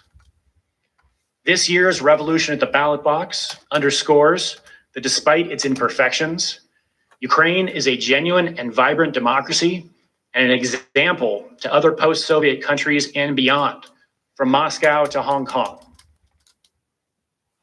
Support for Ukraine's security and reform is critical not only to our own national security, but that to other allies and emerging democracies around the world. The widely accepted fact of Ukraine's importance to our national security makes President Trump's abuse of power and withholding of vital diplomatic and military support all the more disturbing. First, witnesses assess that withholding the military aid likely helped to prolong the war against Russia. When wars drag on, more people die. Ambassador Taylor testified to this sober reality. I take it if the provision of U.S. military assistance would save Ukrainian lives, that any delay in that assistance may also cost Ukrainian lives. Is that true? Mr. Chairman, of course, it's hard to draw any direct lines between any particular element of security assistance and any particular death on the battlefield. But it is certainly true that that assistance had enabled Ukrainian armed forces to be effective and deter and to be able to take countermeasures to the attacks that the Russians had. And I think you said that a Ukrainian soldier lost their life while you were visiting Donbass. We keep very careful track of the casualties, and I noticed on the next day the information that we got that one was killed, 4 soldiers were wounded on that day. And indeed, Ukrainians lose their lives every week. Every week. David Holmes also testified that prolonging the war in Ukraine results in additional casualties. As we sit here today, Ukrainians are fighting a hot war on Ukrainian territory against Russian aggression. This week alone, since I have been here in Washington, 2 Ukrainian soldiers were killed and 2 injured by Russian-led forces in eastern Ukraine, despite a declared ceasefire. I learned overnight that 7 more were injured yesterday. Withholding the aid has real consequences to real soldiers with real families. And bear in mind that U.S. aid is fully 10% of Ukraine's defense budget. 10%. That's not an extra bonus. That's necessary aid for Ukraine to defend itself on the front line. Now, a second consequence of President Trump's withholding of military assistance was that it emboldened Russia, our adversary. Here is Laura Cooper, a Pentagon official who oversaw the military aid. What about today? If the U.S. were to withdraw its military support of Ukraine, what would effectively happen? It is my belief that if we were to withdraw our support, it would embolden Russia. It would also validate Russia's violation of international law. And which country stands to benefit the most? Would stand to benefit the most from such a withdrawal? Russia. Russia was not only emboldened on the battlefield, Ambassador Taylor testified that President Trump's corrupt withholding of military assistance and his failure to host President Zelensky in the Oval Office was, quote, a sign of weakness to Moscow. And it harmed Ukraine's negotiating position, even as recently as December 9, when Zelensky and Putin met to discuss the conflict in the East, shown in this photo. Ambassador Taylor explained, I think you also testified that Russia was watching closely to gauge the level of American support for the Ukrainian government. Why is that significant? This is significant, Mr. Chairman, because the Ukrainians, in particular under this new administration, are eager to end this war. And they are eager to end it in a way that the Russians leave their territory. These negotiations, like all negotiations, are difficult. Ukrainians would like to be able to negotiate from a position of strength, or at least more strength than they now have. Part of that strength, part of the ability of the Ukrainians to negotiate against the Russians, with the Russians for an end to the war in Donbass, depends on the United States and other international support. If we withdraw or suspend or threaten to withdraw our security assistance, that's a message to the Ukrainians, but it's at least as important as your question indicates, Mr. Chairman, to the Russians, who are looking for any sign of weakness or any sign that we are withdrawing our support for Ukraine. And so when the Ukrainians learned of the suspension of the military aid, either privately or when others learned publicly, the Russians would be learning also. And they would take that as a lack of robust U.S. support for Ukraine. Is that right? That's correct, sir. And that would weaken Ukraine in negotiating an end to the war in Donbass. It would. Indeed, the aid doesn't just supply much needed weapons to Ukraine. It is a symbol of support, a signal of strength, a signal of the backing of the United States. And withholding that aid, even for a period of time, undermined all of those things. President Trump's actions towards Ukraine also undercut worldwide confidence in the United States as a reliable security partner. Maintaining that confidence is crucial to the strength of our alliances in Europe, to deterring Russia, and ultimately protecting and projecting democracy around the world. The United States has roughly 68,000 troops stationed in Europe. They serve alongside troops from 28 other countries that comprise the North Atlantic Treaty Organization, or NATO. They are holding the line against further Russian aggression. It was U.S. leadership that led to the creation of NATO 70 years ago, as the Iron Curtain was descending across the heart of Europe. And it is American leadership that makes NATO work today. NATO is also affected because other countries, friends and foes alike, know that we are committed to our collective defense, that an attack against one nation is an attack against all of us. That principle deterred a Russian invasion of Europe during the Cold War. It's only been invoked once by NATO in the aftermath of the September 11th terrorist attacks. New York is a long way from the front lines with Russia, but our European allies stood with us after that dark day. They deployed tens of thousands of troops to Afghanistan and joined us in fighting the al-Qaeda terrorists who attacked the Twin Towers and the Pentagon. Now, Ukraine is not a member of NATO, but Russia's invasion of Ukraine was a threat to the peace and security of Europe. Moscow's aggression threatened the rules of the road that have kept the peace in Europe since World War II, the sacrosanct idea that borders cannot be changed by military force.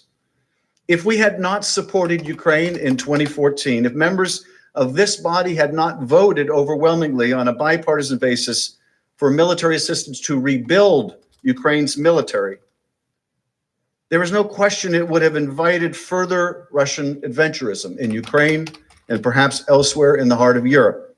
It would have weakened our allies and exposed U.S. troops stationed in Europe to greater danger. Deterring Russia requires persistence. Not just one military aid package or one Oval Office meeting, but a sustained policy of support for our partners. We only deter Russia by consistently demonstrating support for our friends like Ukraine. George Shultz, who served as Ronald Reagan's Secretary of State, understood this. He compared diplomacy and alliance management to gardening. He said, quote, "If you plant a garden and go away for 6 months, what have you got when you come back? Weeds." Diplomacy, he said, is kind of like that. You go around, talk to people, you develop a relationship of trust and confidence, and then if something comes up, equivalent of trampling all over George Shultz's garden, crushing Ukraine's confidence in the United States as a partner. He also caused our NATO allies to question whether we would stand with them against Russia. Leaders in European capitals now wonder whether personal political favors and not treaty obligations guide our foreign policy. Colleagues, this is how alliances wither and die, and how Russia wins. Ambassador Taylor made clear that is why it is so important to our security that we stand with Ukraine. Mr. Chairman, as my colleague, Deputy Assistant Secretary George Kent described, we have a national security policy, a national defense policy that identifies Russia and China as adversaries. The Russians are violating all of the rules, treaties, understandings that they committed to that actually kept the peace in Europe for nearly 70 years. Until they invaded Ukraine in 2014, they had abided by sovereignty of nations, of inviolability of borders. That rule of law, that order that kept the peace in Europe and allowed for prosperity as well as peace in Europe was violated by the Russians. And if we don't push back on that, on those violations, then that will continue. And that, Mr. Chairman, affects us. It affects the world that we live in, that our children will grow up in, and our grandchildren. This affects the kind of world that we want to see abroad. So that affects our national interest very directly. Ukraine is on the front line of that conflict. Now, we understood that in 2017, the first year of the Trump administration, and it appeared the Trump administration understood it as well. And we understood it in 2018, and the Trump administration understood that as well. And we understood that in 2019, and the Trump administration appeared to as well. At least it did until it didn't. It did until something of greater importance and significance came along, and that event of greater significance to the Oval Office was the emergence of Joe Biden as a candidate for president. And then that military support, which had increased during the Trump administration, was suddenly put on hold for inexplicable reasons. Ukraine got the message. It wasn't very inexplicable to Ukraine. And what's more, Russia got the message. It wasn't very inexplicable to Russia, that had pushed out the whole propaganda theory that it was Ukraine that had interfered in our election and not Russia. And so that consensus among the Congress and the administration, among the right and the left and the center, that as Ambassador Taylor explained, this is not only vital to Ukraine's security and the post-World War II order that has kept the peace in Europe for 70 years, but vital to us and our security as well. That all broke down. That all broke down over an effort led by the president and his agent, Rudy Giuliani, and his agents, Parnas and Fruman, to overturn all of that. Overturn a decades-long commitment to standing up to Russian aggression. We have so tremendously benefited. No country has benefited more from the international rules of the road, the international order, than the United States. Gave us the peace and stability to prosper like no other nation has before. And we're throwing it away. We're throwing it away. We're undermining the rule of law. We're undermining the principle you don't invade your neighbor. We're undermining the key to our own success. And for what? For help with a political campaign. To quote Bill Taylor, that's crazy. It's crazy.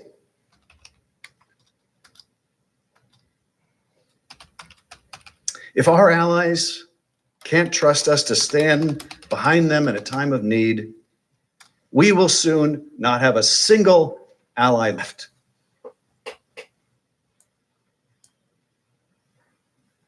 Look, I know it's painful to see some of our allies and how they talk about this president, because when they talk about this president, they're also talking about the United States. And it's painful to see our allies distance themselves from the United States. And it's more than painful, it's dangerous. It's dangerous to us. I think it was Churchill once said, there's nothing worse than allies except having no allies. But if we're going to condition our support for our allies on their willingness to be dragged kicking and screaming into our politics, we're going to condition the strength of our alliance on whether they'll help us cheat in an election, we're not going to have a single ally left. And not a single one of us in this chamber is ever going to be able to say one of our counterparts to respect the rule of law without it being thrown in our face.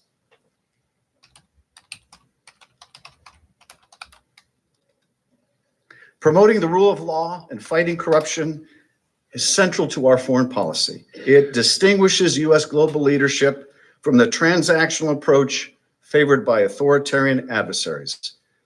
The inherently corrupt nature of the president's demand that Ukraine investigate his political opponent undermined the credibility of efforts to promote the rule of law and combat corruption in Ukraine and around the world.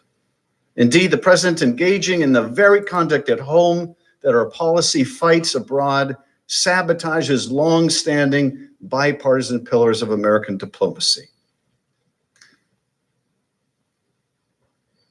This was a problem, not least because the pervasive corruption with Ukraine leaves its politics and economy susceptible to Russian influence and subterfuge.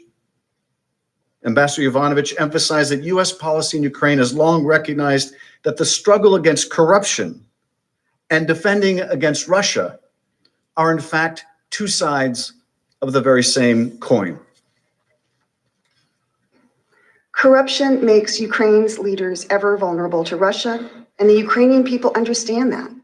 That's why they launched the Revolution of Dignity in 2014, demanding to be a part of Europe, demanding the transformation of the system, demanding to live under the rule of law. Ukrainians wanted the law to apply equally to all people, whether the individual in question is the president or any other citizen. It was a question of fairness, of dignity. Here again, there is a coincidence of interests. Corrupt leaders are inherently less trustworthy, while an honest and accountable Ukrainian leadership makes a U.S.-Ukrainian partnership more reliable and more valuable to the United States. A level playing field in this strategically located country bordering 4 NATO allies creates an environment in which U.S. business can more easily trade, invest, and profit. Corruption is also a security issue because corrupt officials are vulnerable to Moscow.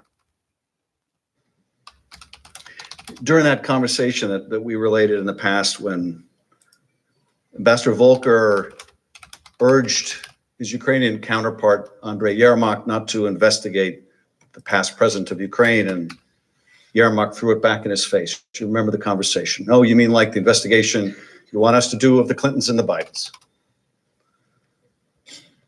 They taught us something in that conversation.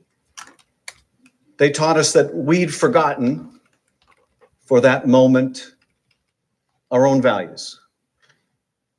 You know, just listening to the ambassador right now, I was thinking how interesting it is the Ukrainians chose to describe their revolution as a revolution of dignity. And maybe that's what we need here, a revolution of dignity at home, a revolution of civility here at home. Maybe we can learn a lot more from our Ukrainian ally. In short, it is America's national security interest to help Ukraine transform into a country where the rule of law governs and corruption is held in check. As we heard yesterday, anti-corruption policy was a central part of the talking points provided to President Trump before his phone calls with President Zelensky on April 21st and July 25th. President Trump, of course, didn't mention corruption, but importantly, those same foreign policy goals remained intact following the call.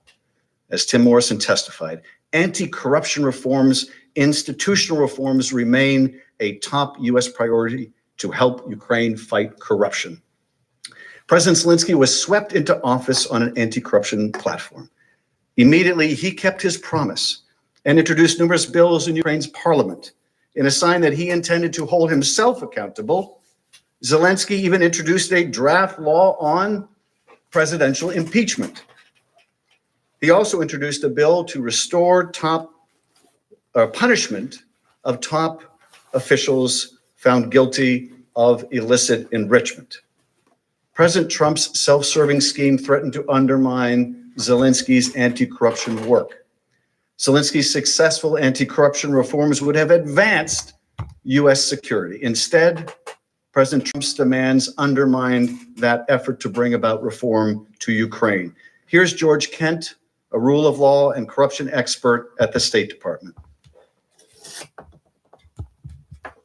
U.S. efforts to counter corruption in Ukraine focus on building institutional capacity so that the Ukrainian government has the ability to go after corruption and effectively investigate, prosecute, and judge alleged criminal activities using appropriate institutional mechanisms. That is, to create and follow the rule of law. That means that if there are criminal nexuses for activity in the United States, U.S. law enforcement should pursue the case. If we think there's been a criminal act overseas that violates U.S. law, we have the institutional mechanisms to address that. It could be through the Justice Department and FBI agents assigned overseas, or through treaty mechanisms, such as the Mutual Legal Assistance Treaty.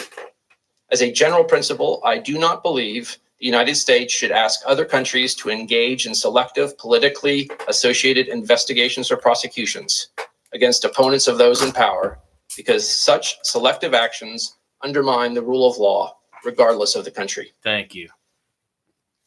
And so it's clear what President Trump did when abusing his office and demanding Ukraine open an investigation into Joe Biden was not fighting corruption. It was not part of established U.S. anti-corruption policy.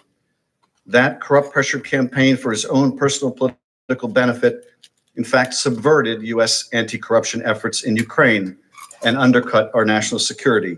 President Trump was not fighting to end corruption in Ukraine. As my colleague in the House, Mr. Himes, pointed out during one of our hearings, he was trying to aim corruption in Ukraine at Vice President Biden and our 2020 election. Selective, politically motivated prosecutions of political opponents undercut governance in Ukraine. President Trump's demand that Zelensky help him do precisely what U.S. diplomats for decades advised Ukrainian officials not to do completely undercut the credibility of efforts to promote the rule of law there. The demand also undercut the United States' moral standing and authority in the eyes of a global audience. Here, once again, is George Kent. Ken, is pressuring Ukraine to conduct what I believe you've called political investigations a part of U.S. foreign policy to promote the rule of law in Ukraine and around the world? It is not. Is it in the national interest of the United States? In my opinion, it does not. Why not?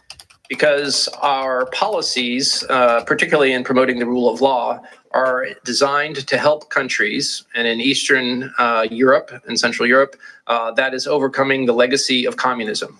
In the communist system, in particular, the Prosecutor General Office was used to suppress and persecute citizens, not promote the rule of law. So in helping these countries reach their own aspirations to join the Western community of nations and live lives of dignity, helping them have the rule of law with strong institutions is the purpose of our policy. So in other words, it is a purpose of our foreign policy to encourage foreign nations to refrain from conducting political investigations. Is that right? Correct. And in fact, as a matter of policy, not of programming, we oftentimes raise our concerns, usually in private, with countries that we feel are engaged in selective political prosecution and persecution of their opponents. Yovanovitch aptly summarized the global consequences and harm to U.S. national security resulting from President Trump's demand that Ukraine investigate his political opponent. Such conduct undermines the U.S., exposes our friends, and widens the playing field for autocrats like President Putin. Our leadership depends on the power of our example and the consistency of our purpose. Both have now been opened to question. The issues I just covered are not a matter of policy disagreement over foreign policy and national security. Article 1 asserts that the president was engaged in no such policy at all, but instead sold out our policies and our national interests for his own personal gain and to help him corrupt the next election.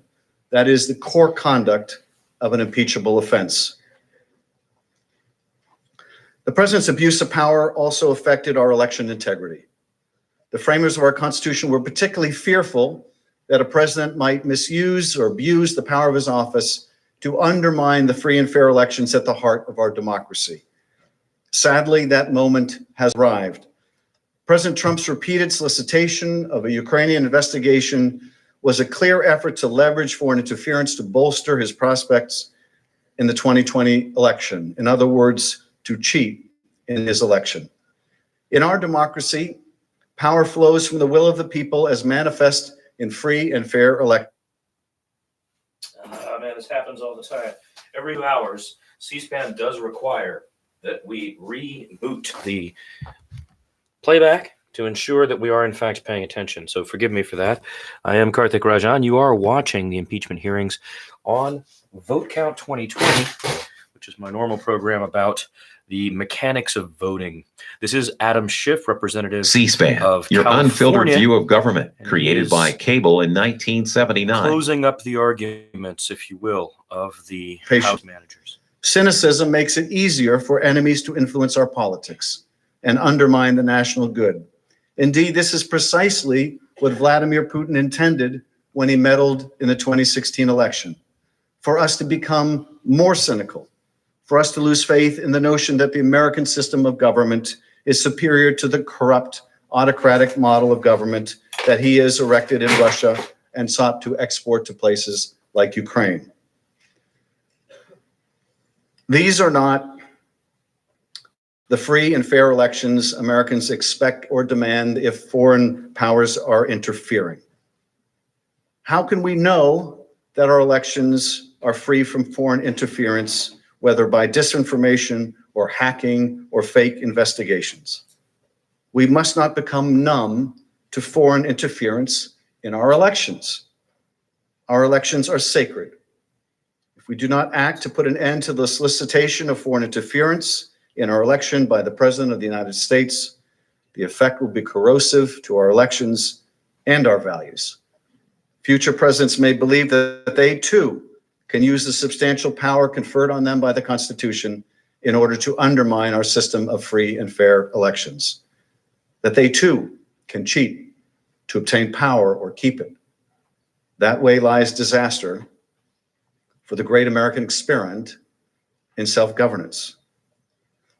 As you have seen, there is powerful evidence that President Trump will continue to betray the national interest to a foreign power and further undermine both our security and democracy. This creates an urgent need to remove him from office before the next election. To explain the nature of that continuing threat, let me describe Russia's ongoing efforts to harm our elections, the president's corrupt refusal to condemn or defend against those attacks, his statements confirming that he welcomes foreign interference in our elections, so long as this is meant to help him, and his conduct proving that he will persist in seeking to corrupt elections at the expense of our security, and his conduct proving that he will persist in seeking to corrupt elections at the expense of our security and at the expense of those elections. Let's start with Russia's ongoing attacks on our democracy. At the heart of the president's Ukraine scheme is his decision to subscribe to that dangerous conspiracy theory that Ukraine, not Russia, was responsible for interfering in 2016. President Trump and his men pressured Ukraine into investigating this bogus piece of Russian propaganda, and in doing so, they aided Putin's concerted plot to undermine our security and democracy. Special Counsel Mueller warned that Putin's plot was ongoing. Is this, in your investigation, did you think that this was a single attempt by the Russians to get involved in our election, or did you find evidence to suggest they'll try to do this again? Oh, it wasn't a single attempt. They're doing it as we sit here. And they expect to do it during the next campaign. Not a single attempt. They're doing it as we sit here, and they expect to do it in the next campaign. That was Special Counsel Mueller's stark warning. And we now know that Director Mueller was right. Just the other week, we saw public reporting that Russian hackers may be using phishing emails to attack the Ukrainian gas company Burisma, presumably in search of dirt on Joe Biden. Those are the same tactics deployed by the same adversary, Russia, that Special Counsel warned about in the last election. It may be Russia once again attempting to sway our election for one candidate, this time through Ukraine.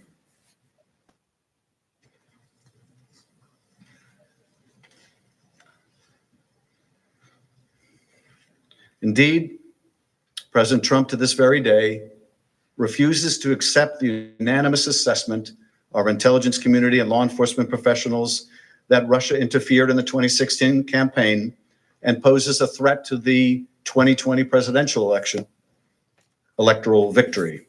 Special Counsel Mueller's testimony on July 24, 2019, the day before the president's call with President Zelensky, contradicted President Trump's claim that his was, quote, a clean campaign.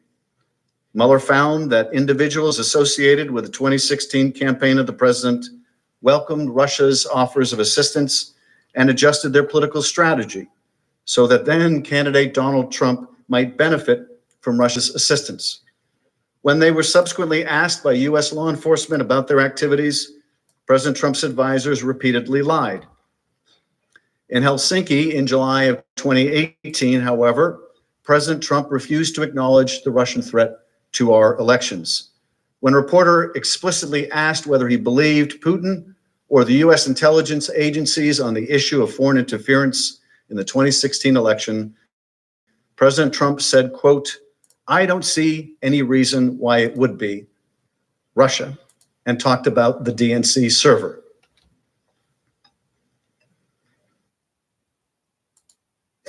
So let me just say that we have two thoughts. You have groups that are wondering why the FBI never took the server. Why haven't they taken the server? Why was the FBI told to leave the office of the Democratic National Committee? I've been wondering that. I've been asking that for months and months, and I've been tweeting it out and calling it out on social media. Where is the server? I want to know, where is the server, and what is the server saying? With that being said, all I can do is ask the question. My people came to me, Dan Coates came to me, and some others. They said they think it's Russia. I have President Putin. He just said it's not Russia. I will say this. I don't see any reason why it would be, but I really do want to see the server. But I have confidence in both parties. I really believe that this will probably go on for a while, but I don't think it can go on without finding out what happened to the server. What happened to the servers of the Pakistani gentleman that worked on the DNC? Where are those servers? They're missing. Where are they? What happened to Hillary Clinton's emails? 33,000 emails gone, just gone. I think in Russia, they wouldn't be gone so easily. I think it's a disgrace that we can't get Hillary Clinton's 33,000 emails. So Man, that is just. I'm sure you remember this. It was, I think, unforgettable for every American, but I'm sure it was equally unforgettable for Vladimir Putin. I mean, there he is, the president of Russia, standing next to the president of the United States and hearing his own Kremlin propaganda talking points coming from the president of the United States. Now, if that's not a propaganda coup, I don't know what is. It's the most extraordinary thing. It's the most extraordinary thing. The president of the United States standing next to the president of Russia, our adversary, saying he doesn't believe his own intelligence agencies. He doesn't believe them. He's promoting this kooky, crazy server theory cooked up by the Kremlin, right next to the guy that cooked it up. It's a breathtaking success of Russian intelligence. I don't know if there's ever been a greater success of Russian intelligence. Whatever profile Russia did of our president, boy, did they have him spot on. Flattery and propaganda. Flattery and propaganda is all Russia needed.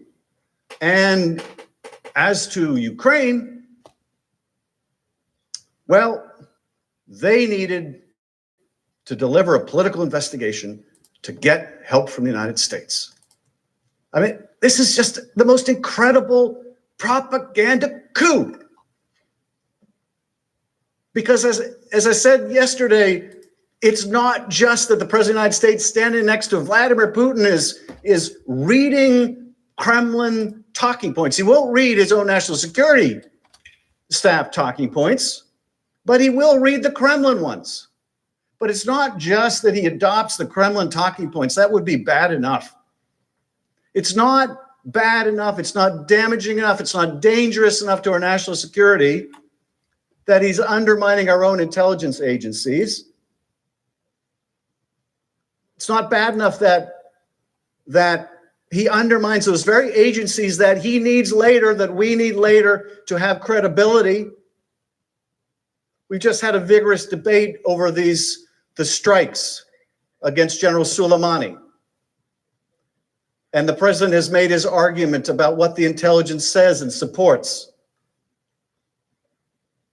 How do you make those arguments when you say the U.S. intelligence community can't be believed? Now, we've had a vigorous debate about what that intelligence has to say. That's not the issue here. The issue here is you undermine the credibility of your own intelligence agencies. You weaken the country for when you need to rely on them, for when you need to persuade your friends and your allies.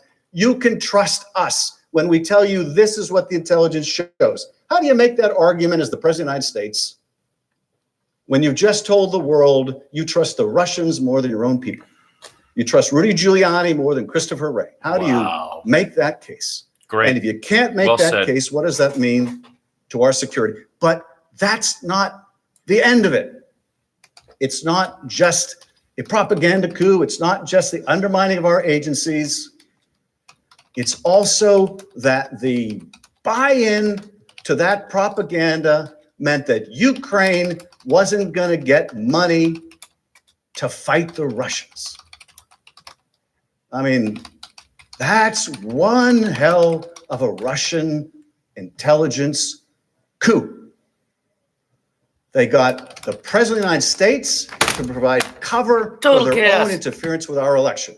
They got the president of the United States to discredit his own intelligence agencies. They got the president of the United States to drive a wedge between the United States and Ukraine. They got the president of the United States to withhold aid from Ukraine in a war with Russia, in a war that is claiming Ukrainian lives. every week. Has there ever been such a coup? I would submit to you, in the entire length of the Cold War, the Soviet Union had no such success. No such success. And why? Because a former mayor of New York persuaded a president of the United States to sacrifice all of that for a cheap shot at his political opponent, for a smear against his political opponent. Was it worth it? I hope it was worth it. I hope it was worth it for the president, because it certainly wasn't worth it for the United States. Now, you can see President Trump did not blame Vladimir Putin and the Russian intelligence agencies who interfered in our election for the questions surrounding his victory. He did not blame the people who worked for his campaign and were subsequently convicted of lying to our law enforcement agencies. No, he blamed the investigators. Special Counsel Mueller, the man charged with getting to the bottom of Russia's interference in 2016. And he chose to believe Vladimir Putin, a former Russian intelligence officer, rather than his own intelligence agencies. We can see a pattern here. President Trump solicited interference from Russia as a candidate in 2016, and then his campaign welcomed Russian interference in the election. In Helsinki, President Trump chose to believe Putin over his own agencies. I don't see any reason why it would be, referring to Russia. Instead of denouncing Russia's interference, he denounced those investigating Russia's interference. And he raised that now familiar DNC CrowdStrike server thing. I really do want to see the server. I don't think we can go on without finding out what happened to the server. That's the exact same server that President Trump demanded Ukraine investigate during his July 25th call to Zelensky. When the president talked about the DNC server in Helsinki with Vladimir Putin standing by his side, he was referencing the same discredited conspiracy theory about Ukraine interference in 2016 that Putin repeatedly promoted. Let's look at this Washington Post article from July 2018. In the end, Trump's performance alongside Putin in the Finnish capital seemed like a tour through his most controversial conspiracy theories. Tweets and off-the-cuff musings on Russia, except he did it all while abroad, standing just feet from Putin, the leader of one of America's greatest geopolitical foes. Spectacle in Helsinki also underscored Trump's eagerness to disregard his own advisors, his willingness to flout the conclusions of his own intelligence community that Russia interfered in the 2016 elections, and his apparent fear that pressing Putin on the subject might cast doubt on his electoral victory. White House officials told the Washington Post that President Trump's remarks in Helsinki were, quote, very much counter to the plan. That's another understatement of the century. If that sounds familiar, it's because the witness who testified before the House as part of the impeachment inquiry, they all said the same thing about the July 25th phone call. The president ignored vital national security issues he was supposed to raise and instead raised disproven conspiracies about 2016 and the DNC server, the very same Russian propaganda he publicly endorsed in Helsinki. Do you think it's going to stop now? Do you think if we do nothing, it's going to stop now? All of the evidence is to the contrary. You know it's not going to stop.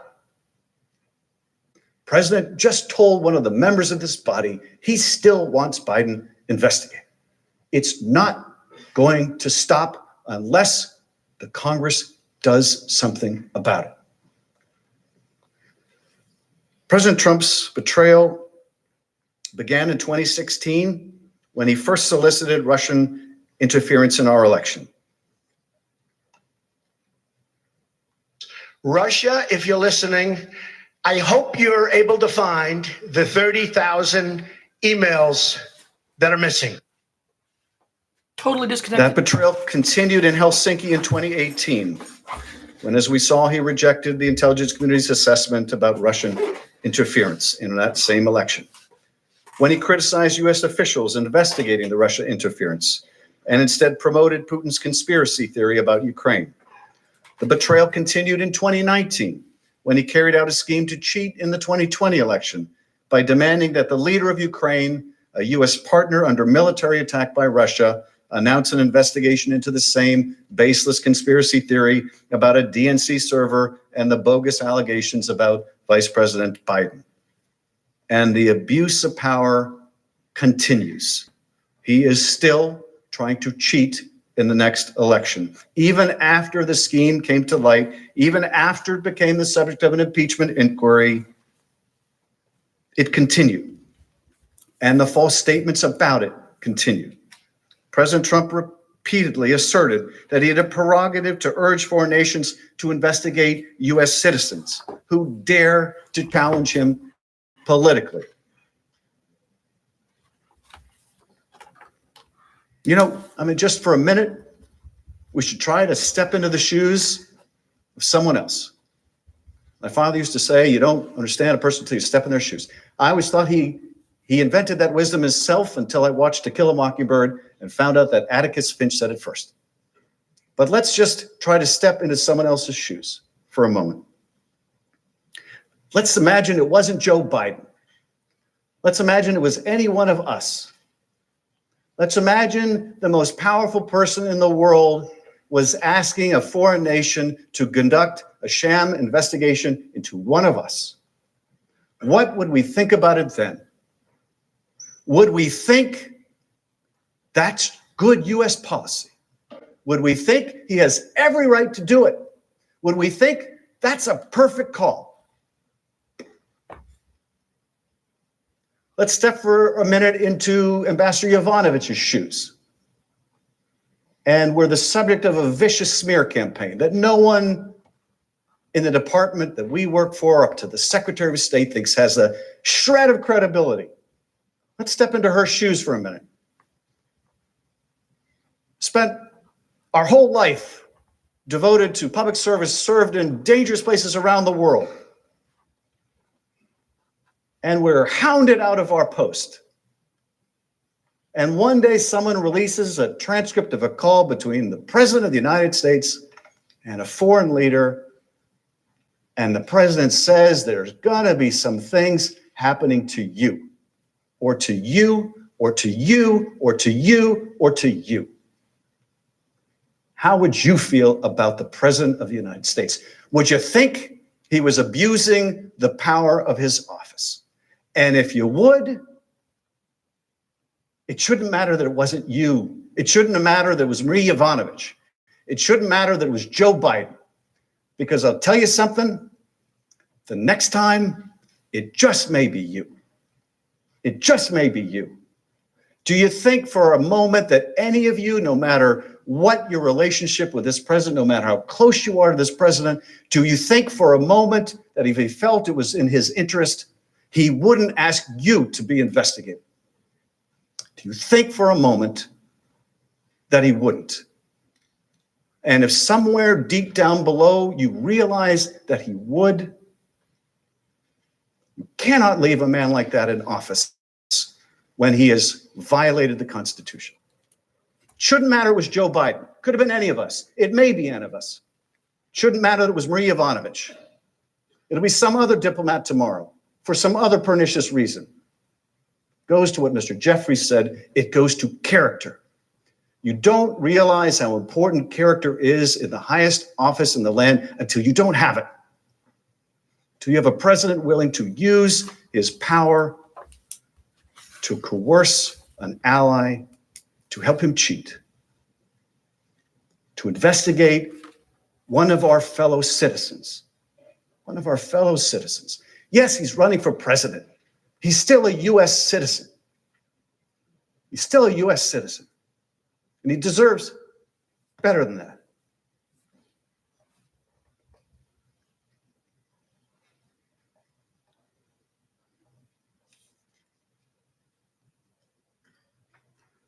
Now, of course, it wasn't just Ukraine. It wasn't just Russia. There's the invitation to China to investigate the Bidens. It's not going to stop. On September 19th, Rudy Giuliani was interviewed on Chris Cuomo and CNN. You've probably all seen the clip. When asked specifically if he had urged Ukraine to look into Vice President Biden, Mr. Giuliani replied immediately, "Of course I did. Of course I did." It shouldn't matter that it was Joe Biden. Wasn't Hunter Biden there? It was Joe Biden. Wasn't Hunter Biden on that call? It was Joe Biden. But it shouldn't matter whether it's Hunter Biden or Joe Biden. We're talking about American citizens. It shouldn't matter to any of us which American citizens. And he hasn't stopped urging Ukraine to conduct these investigations. Mr. Giuliani hasn't. Donald Trump hasn't. To the contrary, and consistent with everything we know about the president, he has done nothing but double down.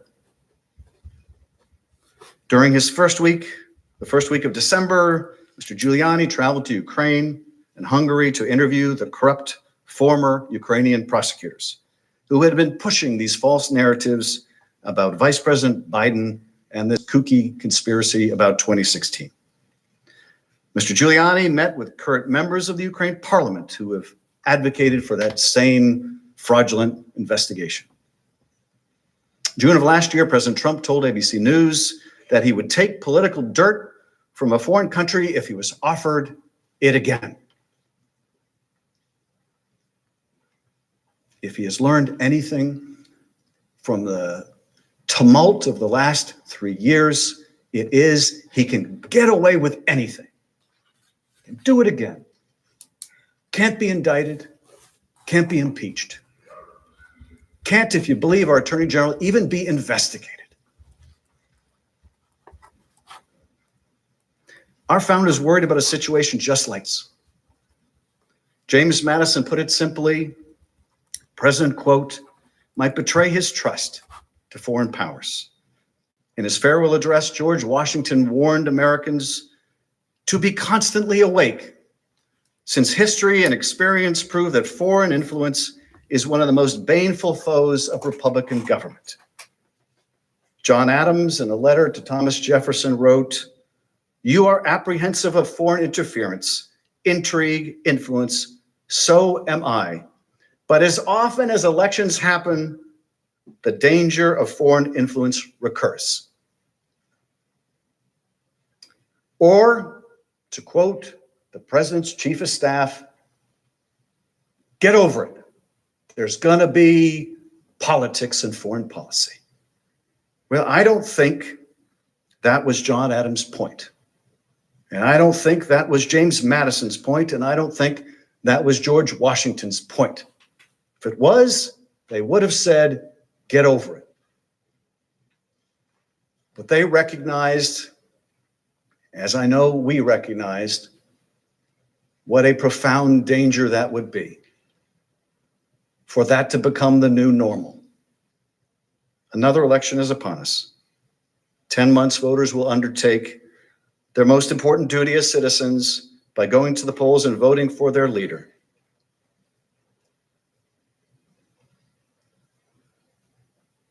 And so we must ask, what role will foreign powers play in trying to influence the outcome?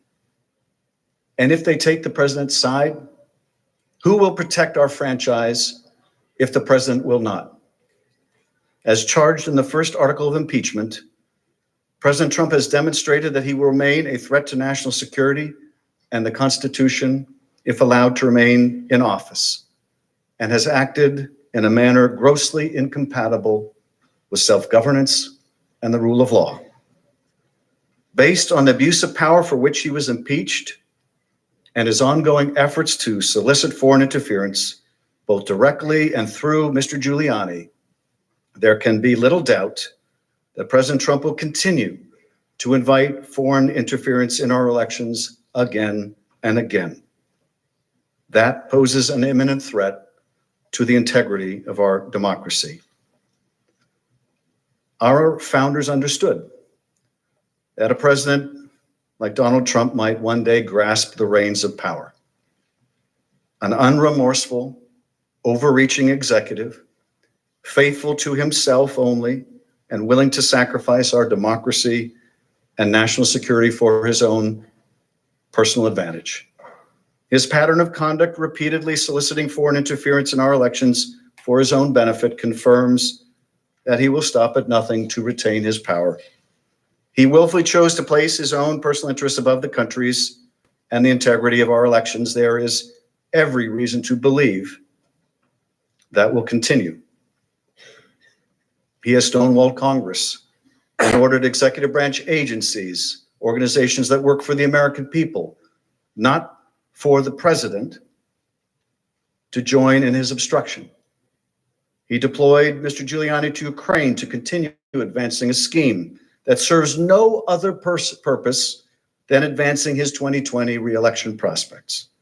He attacked witnesses, public servants, patriots who stayed true to their oath and leveled with the American people about the grave national injury that resulted from the president's misconduct.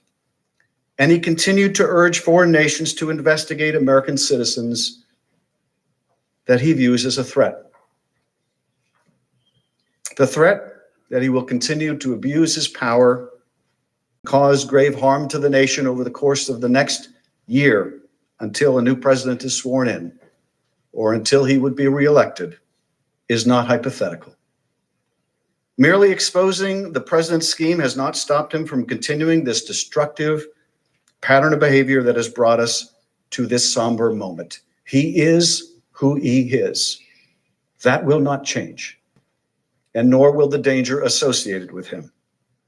Every piece of evidence supports that terrible conclusion, that the President of the United States will abuse his power again, that he will continue to solicit foreign interference to help corruptly secure his reelection. He has shown neither remorse nor acknowledgement of wrongdoing.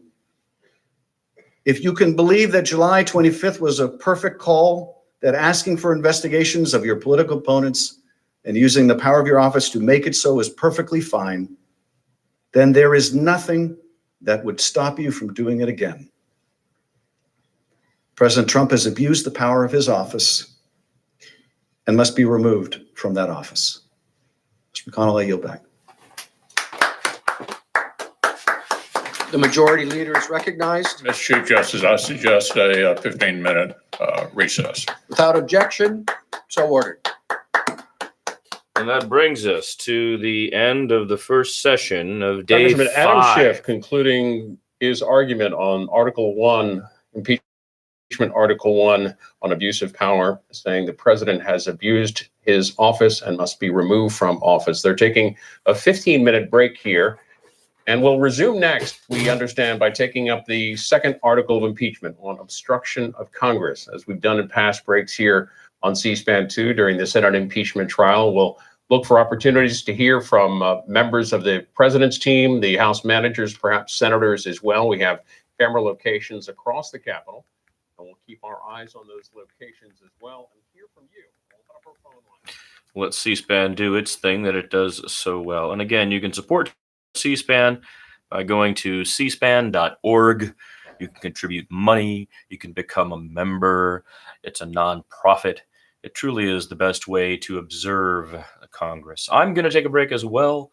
And to do that, we're going to shut this down and we'll open up day 5, part 2, addressing the obstruction of justice charge.